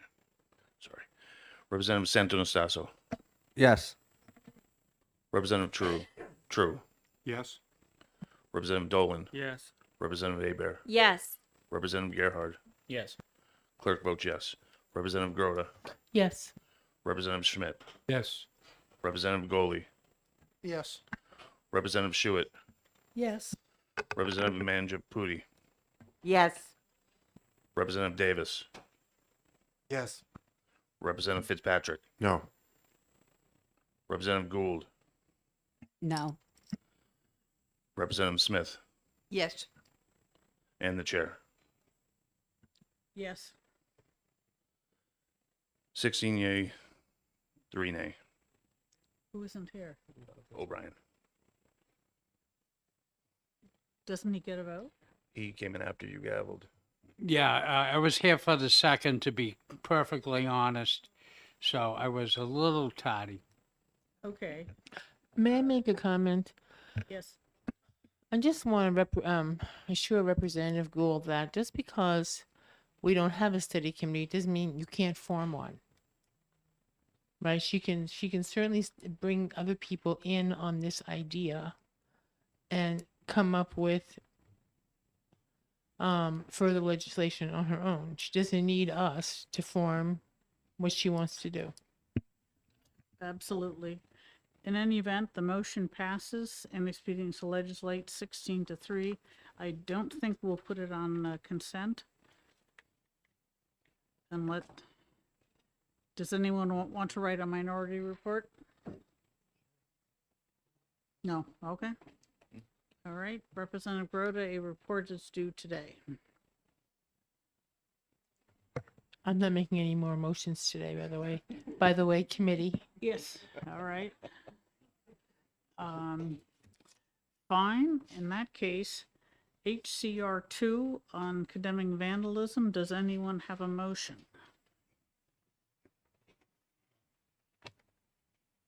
I didn't quite get that, Madam Chair. HCR 2, Oh. condemning vandalism. I just want to remind Representative Gould that was one of the reasons why we waited until now to vote on these bills, because she was interested in them. Yes, Representative Bear? Oh, please. Your motion? Thank you, Madam Chair. I'd like to make a motion to ITL HCR 2. Okay, is there a second? Second, okay. Do you wish to speak to your motion? I would like to speak to my motion. Thank you, Madam Chair. The reason why I feel that we should ITL is that the wording in the resolution is in the past tense. I don't think that this bill is where it really needs to be to pass it. All right, thank you. Representative Gerhardt? I agree. Okay. Anyone else? Representative Schmidt? I think we need to examine this in terms of the actual language.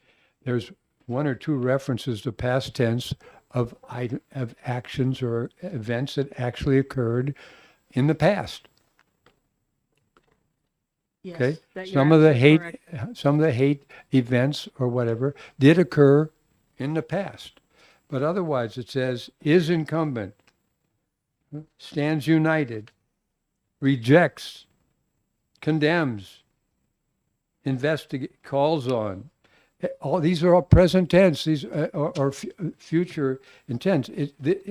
This is a misunderstanding of the question of a present tense or past tense. Okay. Do So you this wish, is a I'm sorry, Representative, but this is a misreading of the, your motion stands, but I will not vote for it. okay. Is there anyone who Representative Lekis? Yeah, the only thing, I'll support the ITL, maybe not for that reason. I haven't looked through it again carefully as far as the tense and all that, but, I mean, the legislature's already spoken. These kind of crimes they're crimes.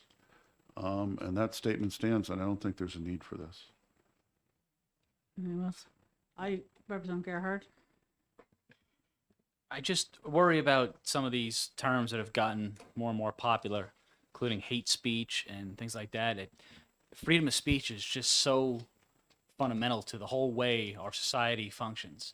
And that when we start saying, oh, that's hateful, that's not, let's just get everything out. People say what they got to say. There'll be less violence because people now have expressed themselves. Now, as far as vandalism, no, that's stupid. It's already against the law, like Mr. Representative Lekis was saying.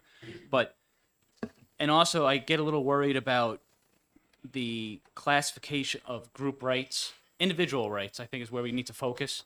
If you assault somebody, it's assault on somebody, and that's the crime itself. Just because you belong to this protected class, I just think it creates animosity and unneeded, undue burdens on law enforcement, filling out a million different reports. It's just, if somebody commits a crime, let's prosecute it and let's keep it moving. Thank you. Anyone else? I'd like to say that I agree with Representative Gerhard and Lekis that these items are crimes already. I don't see the point of us putting up a resolution saying, don't commit crimes. We abhor people who commit crimes. And I'm also concerned that it's a concurrent resolution and it's going to die. The Senate will not accept it. So I think it's a well-meaning but rather futile gesture, in my opinion. Anyone else have a comment? Representative Bear? I think it's just a technical question. I know my motion, my committee report is due today. I need it. Can I have it to you by 9 p.m.? Yes. Assuming that you're responsible for it, which we haven't voted on yet. But anyway, so the motion is inexpedient to legislate on HCR 2 by Representative Hebert, and the clerk can call the roll. Representative Simon. Yes. Representative Lakis. Yes. Representative Bailey. Yes. Representative Santonastasso. Yes. Representative True. Yes. Representative Dolan. Yes. Representative Hebert. Yes. Representative Gerhard. Yes. Clerk votes yes. Representative Groda. Yes. Representative Schmidt. No. Representative Goley. No. Representative Schuett. This is No. Representative O'Brien. Yes. Representative Mangiapudi. No. Representative Davis. No. Representative Fitzpatrick. Yes. Representative Gould. No. Representative Smith. No. And the chair. Yes. 13 yea, 7 nay. Well, the motion passes 13-7. I don't think that's a consent type of vote. Is there anyone who wishes to write a minority report? Okay. When do you need it by, Madam Chair? And meet today. You can email it to me today. What's that? Madam Chair, Yes. I'll be happy to write that. Okay, so Representative Gould will write a minority report. Okay. HR 11. Representative O'Brien. Thank you, Madam Chair. I would like to make the motion to ought to pass on HR 11. I'll second. Okay, that's it. Speak to the motion. Please. Thank you, Madam Chair. This is kind of old hat, old news for the city of Nashua. We are a welcoming community. I totally agree. Sometimes we have things that come across our desk, whether,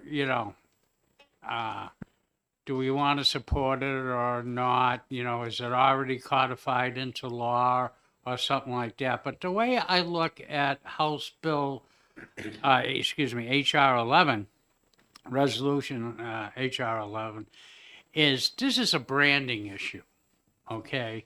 It should kind of, in a way, be almost like a no-brainer. I think most of us in our communities do welcome people. We appreciate the businesses that the good people of Massachusetts, like coming from Nashua, that do come up and spend money at the, the Pheasant Lane Mall or other type of places. Those of us who live farther up in the north probably do appreciate the vacationers that come up, the skiers and everything else. And if we think solely and strictly just on the statement of branding, why not? In other words, that a whole state should be a welcoming community to all. Come in, you want them to open up their wallet? Well, make them feel welcomed when they're doing so, you know. So I'm going to urge you to use, please stand with me in support of resolution number 11. Thank you. Thank you. Representative Broder? I so enjoyed that. I don't dare add to it. That's very respectful of you. Does anyone else have a comment? Representative Gerhardt? Thank you, Madam Chair. I do think that I agree with Representative O'Brien. I do think we need to welcome people, especially those who are trying to spend money up here. But I think we do that via our laws that make us the freest in the Northeast. It's well established. That's why people come up here, is low taxes and everything else, and the liquor stores.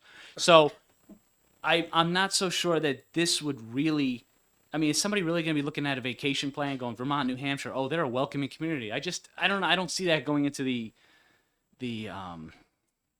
decision.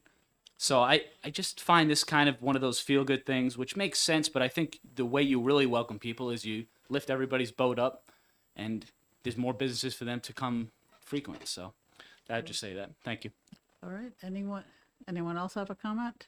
Representative True? Thank you, Madam Chair. I sort of feel like I should be saying yes to OTP, but there's a lot of me that's screaming no. I am against codifying days into statute. So putting a month into statute, I could be 30 or 31 times even more against that. Actually, Representative True, this is not put it into statute. It's just a session law, which means it'll be impossible to find in the future. That makes me feel a little bit better. Thank you for that.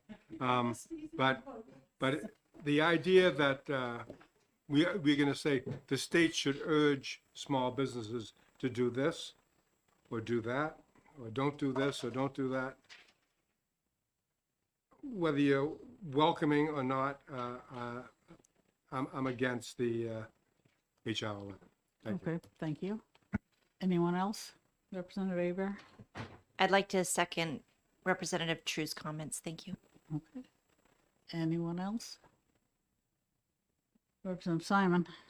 Thank you, Madam Chair. These are always tricky ones to handle, and I feel like we handle these kinds of things a lot. Obviously, at least for myself, welcoming communities, the concept of it is something that I support very strongly. But when we start getting into the language of urging our constituents, with the authority that we have, even though, yes, this is a resolution, and we frequently talk about resolutions getting lost because they do, and they might not be seen very often. It's difficult to qualify what welcoming means because it's frequently in the eye of the person receiving the gesture. And that can be very different to different people, and being able to adequately come to a consensus on what that might look like could be difficult. Something that's welcoming to one person can be offensive to another. I find that to be a difficult thing to balance. That's primarily the reason why I'm not going to support the House resolution, although obviously I wasn't here this morning, but I did listen remotely. And Representative Mangiapudi, I appreciate you bringing it forward, and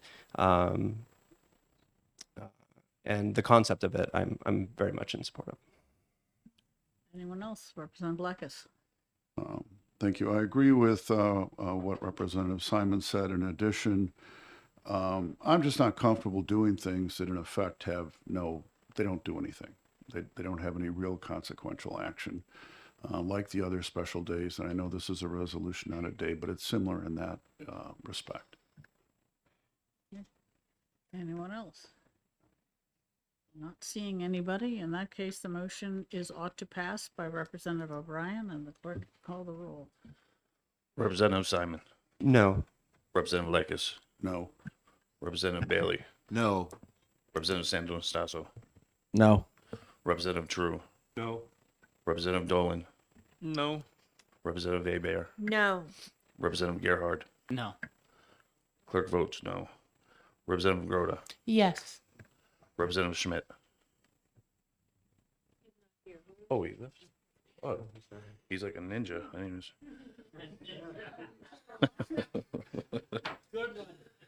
All right. He's not Representative here. Goalie. Yes. Representative Schuett, Yes. Representative O'Brien, Yes. Representative Mangiaputi, Yes. Representative Davis, Yes. Representative Fitzpatrick, Yes. Representative Gould, Yes. Representative Smith, Yes. and the chair. No.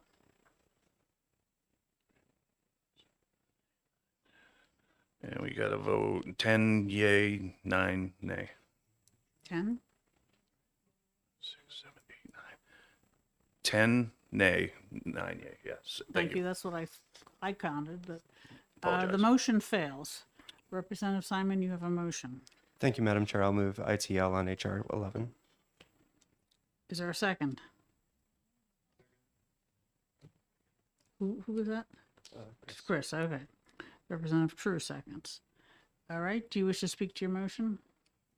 No, thank you. I think we've discussed it already. Representative True? Okay, anyone else who wishes to say something?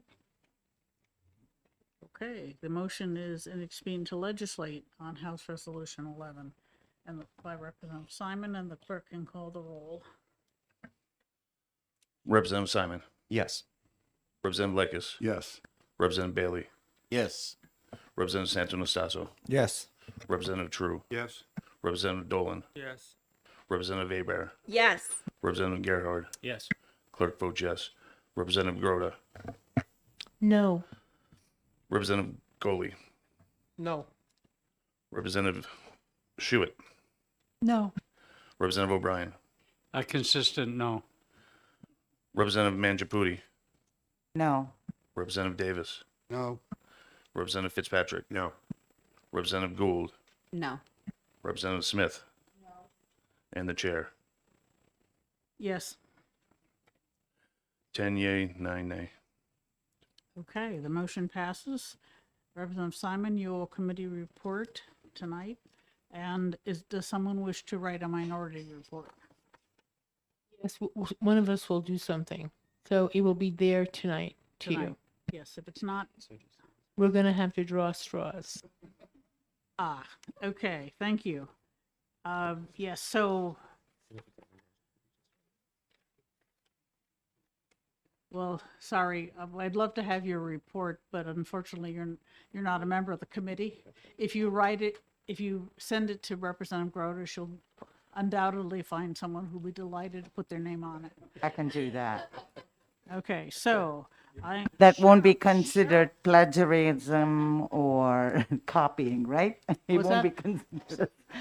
I need to know the name, so yes, there we go. All right, so Representative Abear and Representative Gould owe me one on HCR 2. Representative Simon owes me one on HR 11, and someone else, you owe me one on 390, yes. And he has already submitted, Representative True already put that in. And 428 is retained. Thank you all. Sorry about the lateness of the hour, but I promised Director Courtney that we would listen to her about the licensing changes in House Bill 2. So if anyone is interested, please stay. If you have other demands, leave quietly.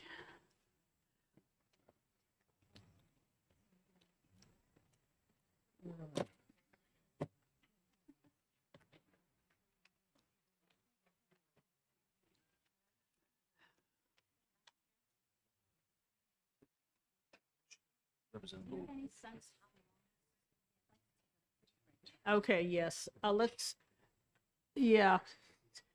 step out for now and I don't know how long it will be, but I suspect it won't be too bad.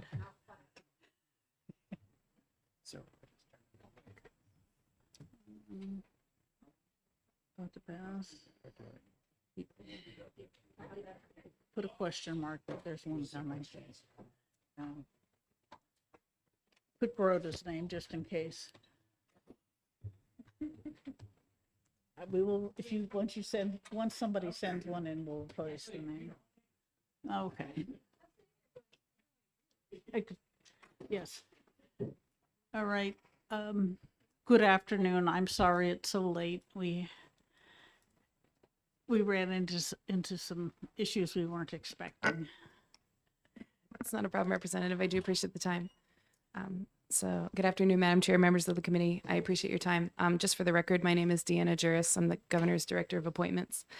And I'm really just here to thank you for your time, for hearing the proposal today, kind of in its comprehensive overview. Executive Director Lindsay Courtney knows this inside and out, and she knows the board's inside and out. So really, I just want to say that I appreciate your time, even at the late hour, and the work that you guys have done at this committee over the last, I mean, you spent a lot of time on licensing boards, but over the last year, I know you've spent a lot of time looking at this licensure reform, making a lot of positive changes, a lot of which makes some of the stuff that the governor proposed possible because of the structural changes. So you might view some of these policy decisions differently than the proposal, but I appreciate you considering the whole picture. So I'm going to kick it off to the executive director for the rest of the time.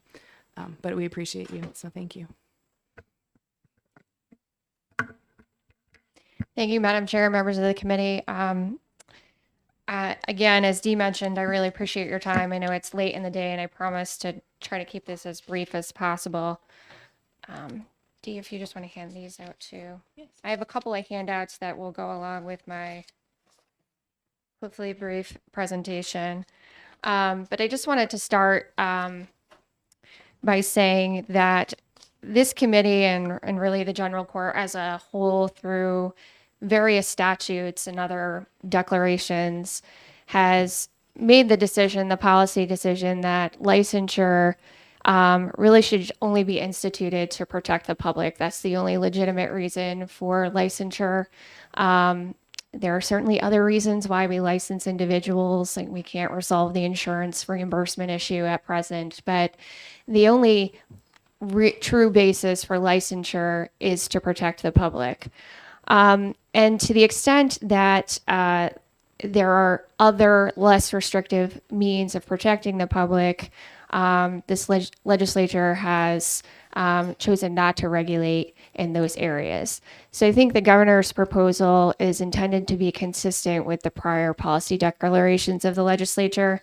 I think you've probably seen the press release that we issued outlining what HB proposes to do. But in a nutshell, it establishes universal licensure recognition. It transfers certain boards to the office, merges certain boards, eliminates certain license types, and eliminates certain boards. I know this committee has already addressed universal licensure recognition in some form through House Bill 594, which OPLC certainly supports.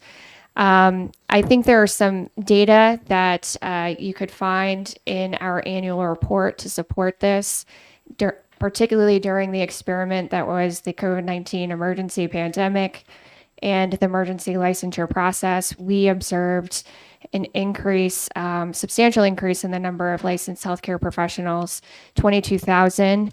We had fewer than 10 complaints that we received, and we only had one reported disciplinary action.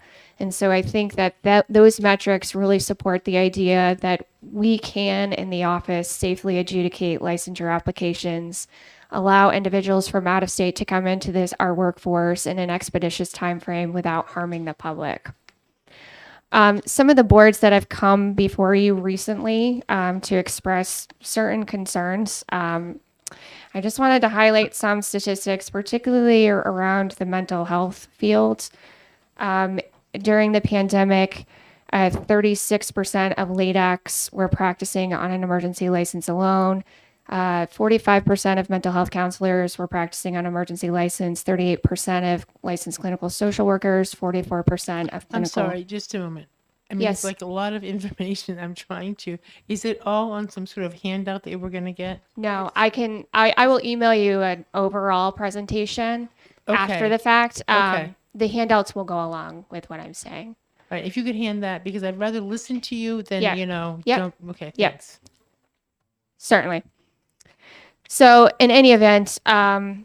I think that the experiment that was the emergency licensure certainly supports the governor's proposal, as does HB 594, and we very much strongly support the proposal to allow for universal licensure recognition. The second major proposed change is to transfer certain boards to OPLC, those being the Board of Auctioneers, Boxing and Wrestling, Professional Bondsmen. Those three are within the Secretary of State's office, and my understanding is that the Secretary of State does not object to those transfers. There's also a proposal to transfer the Board of Licensing for interpreters for the deaf, deafblind, and hard of hearing from the Department of Education. In truth, the purpose of the transfers is really to allow us to continue to consolidate the administrative functions regarding licensure that the state already provides under OPLC. I've come before you before to talk about some of our major strategic goals, one being to achieve efficient operations by leveraging technology, obtain a new licensing portal, obtain a new CE broker portal, and then to establish internal controls. I think the governor's proposal is intended to ensure that all licensed individuals and or the agencies that license those individuals have access to this type of administrative support that would not otherwise be available if they were operating on their own. Madam Chair, if I may, a quick question before we go on what she's discussing now on moving these licenses out of the Secretary of State's office. I mean, because we've had the boxing one before, and my question is, why are we removing something that licenses events and not professional licenses of individuals? That makes no sense to me. That is not what your office is set up to do. And that's why we voted this down in this committee before. And I still feel strongly it doesn't belong there again. I totally agree. This is a completely different kind of license. As you stated, Representative, it's an event license. It's not at all like the other licenses. And we had this bill and we kept it where it is for a reason. If I may, Representative, the Boxing Commission does license people. They license the referees. They also license people who are participating in these events. My understanding is the criteria is somewhat limited based on the information I could find on their website, but they do license the individuals. In fact, they have to, female participants have to undergo medical screening, HIV test, pregnancy test prior to an event. So there is a certification process for the individuals as well. Question? Yes. So are these people that are licensed, referees and so forth, are these all New Hampshire residents? I don't know that they're residents. I just know that in order to participate in these events in New Hampshire, you have to have a license. And it's my understanding that the Boxing Commission did request this transfer. Well, I think one of the underlying principles we ought to follow is that these things ought to be done individually. Judgments ought to be made on individual merits, individual circumstances, and so forth, as we're discussing right at the moment, and not all loaded into a boxcar and shipped out in one fell swoop. Yes, Representative Schmidt, I asked, this was something that we would have liked to have had before House Bill 2 was released, but unfortunately, it was too slow and we didn't have the time to do it. This, I understand every one of us has some objection to some part of the structure. I would like to let Director Courtney continue explaining this is the overview of what's in the governor wanted in House Bill 2, and if you wish to register an objection with the governor or suggest to finance that something be deleted, I will certainly support your doing so. Thank you. I will certainly accept that invitation, but I only jumped in on what Representative Goldie was referencing with regard to the boxing and wrestling thing, because I do think there's a distinct difference there, especially if it turns out that a bunch of these people are not even New Hampshire residents. Now you're licensing somebody, for a very specific kind of thing. But- we license people so that they can work in New Hampshire, not necessarily because they are residents. I understand, but I think there's a distinction. Fair enough. You're, Thank you. I'll proceed. On that note, though, I would note that the legislature last year repealed the administrative attachment of the commission to the Secretary of State's office. So I think it's RSA 21, they're technically attached to the DAS, but I don't think that's actually happening. So at some point, this body, if not in this bill, may want to consider that. In terms of proposed mergers, that's another major portion of House Bill 2. And as this committee is well aware, as proposed by House Bill 655 and HB2, OPLC is proposed to issue licenses in between meetings in accordance with the rules that are established by the boards. This really just codifies the practice that currently exists for a large majority of our licensing boards. Because boards under that proposal would no longer be reviewing every application at monthly meetings, there's really not necessarily a need for such large bodies to do the work. And so in light of this decreased workload, HB2 proposes to merge certain boards that are sufficiently similar to increase efficiencies in the administrative process.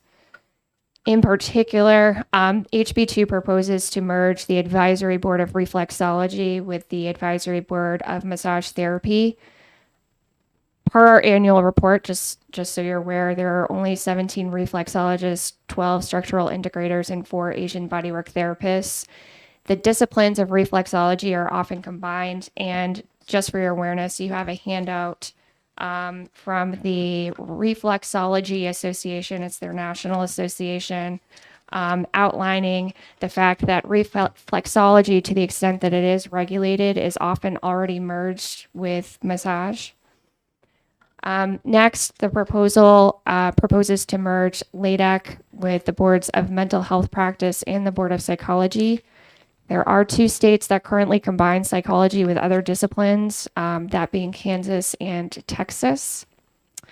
And again, I think given the fact that mental health is one of, those boards are one of the few boards that actually review applications at their monthly meetings under proposed 655, they would no longer be required to do that unless there was a defect in the application. And so therefore, the proposal would propose to combine psychology with 2 other mental health disciplines. Third, the HB2 proposes to merge Board of Medicine with Board of Podiatry.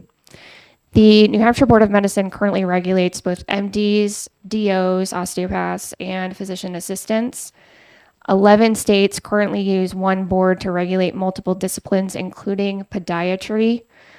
Currently, New Hampshire Board of Podiatry is a 5-member board, and there are only 91 podiatrists in New Hampshire. I know that the chair was here the other day and expressed that there had been, I think, over 40 complaints last year. That really is because the board previously never enforced their continuing education requirements, chose to do so this year, and 47 did not meet them. But it was really an anomaly. In the year prior to that, they had only had 1 complaint. And then finally, HB2 proposes to merge engineers with land surveyors. Both boards are currently supported by the National Council of Examiners for Engineering and Surveying, NCEES. 36 states have combined boards according to NCEES, and only 9 states have standalone engineering boards. And those states are, for the most part, fairly larger. Well, I wouldn't say Delaware is too much larger, but there's Florida, Illinois, Indiana, Maine, Maryland, Michigan, Vermont, and West Virginia are the only states that have standalone engineering boards. Another major change that's proposed in House Bill 2 are to move certain boards to advisory boards. And as you may recall, or some of you may recall, I think it was 6 or 7 of our boards moved to the advisory model last legislative session. This is the model that's currently used by Vermont in particular, but there are other states that utilize this model. And it's becoming increasingly trendy, I should say, on the occupational licensing front, really to as a way to provide state supervision. And yes,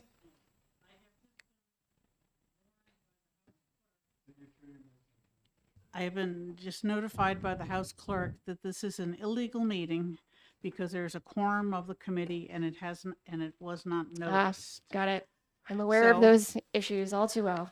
So I apologize for attempting, and please, we would appreciate your backup data because we didn't have time. Absolutely. Thank you for your time. And I apologize to the public for not noticing this meeting. Thank you so much.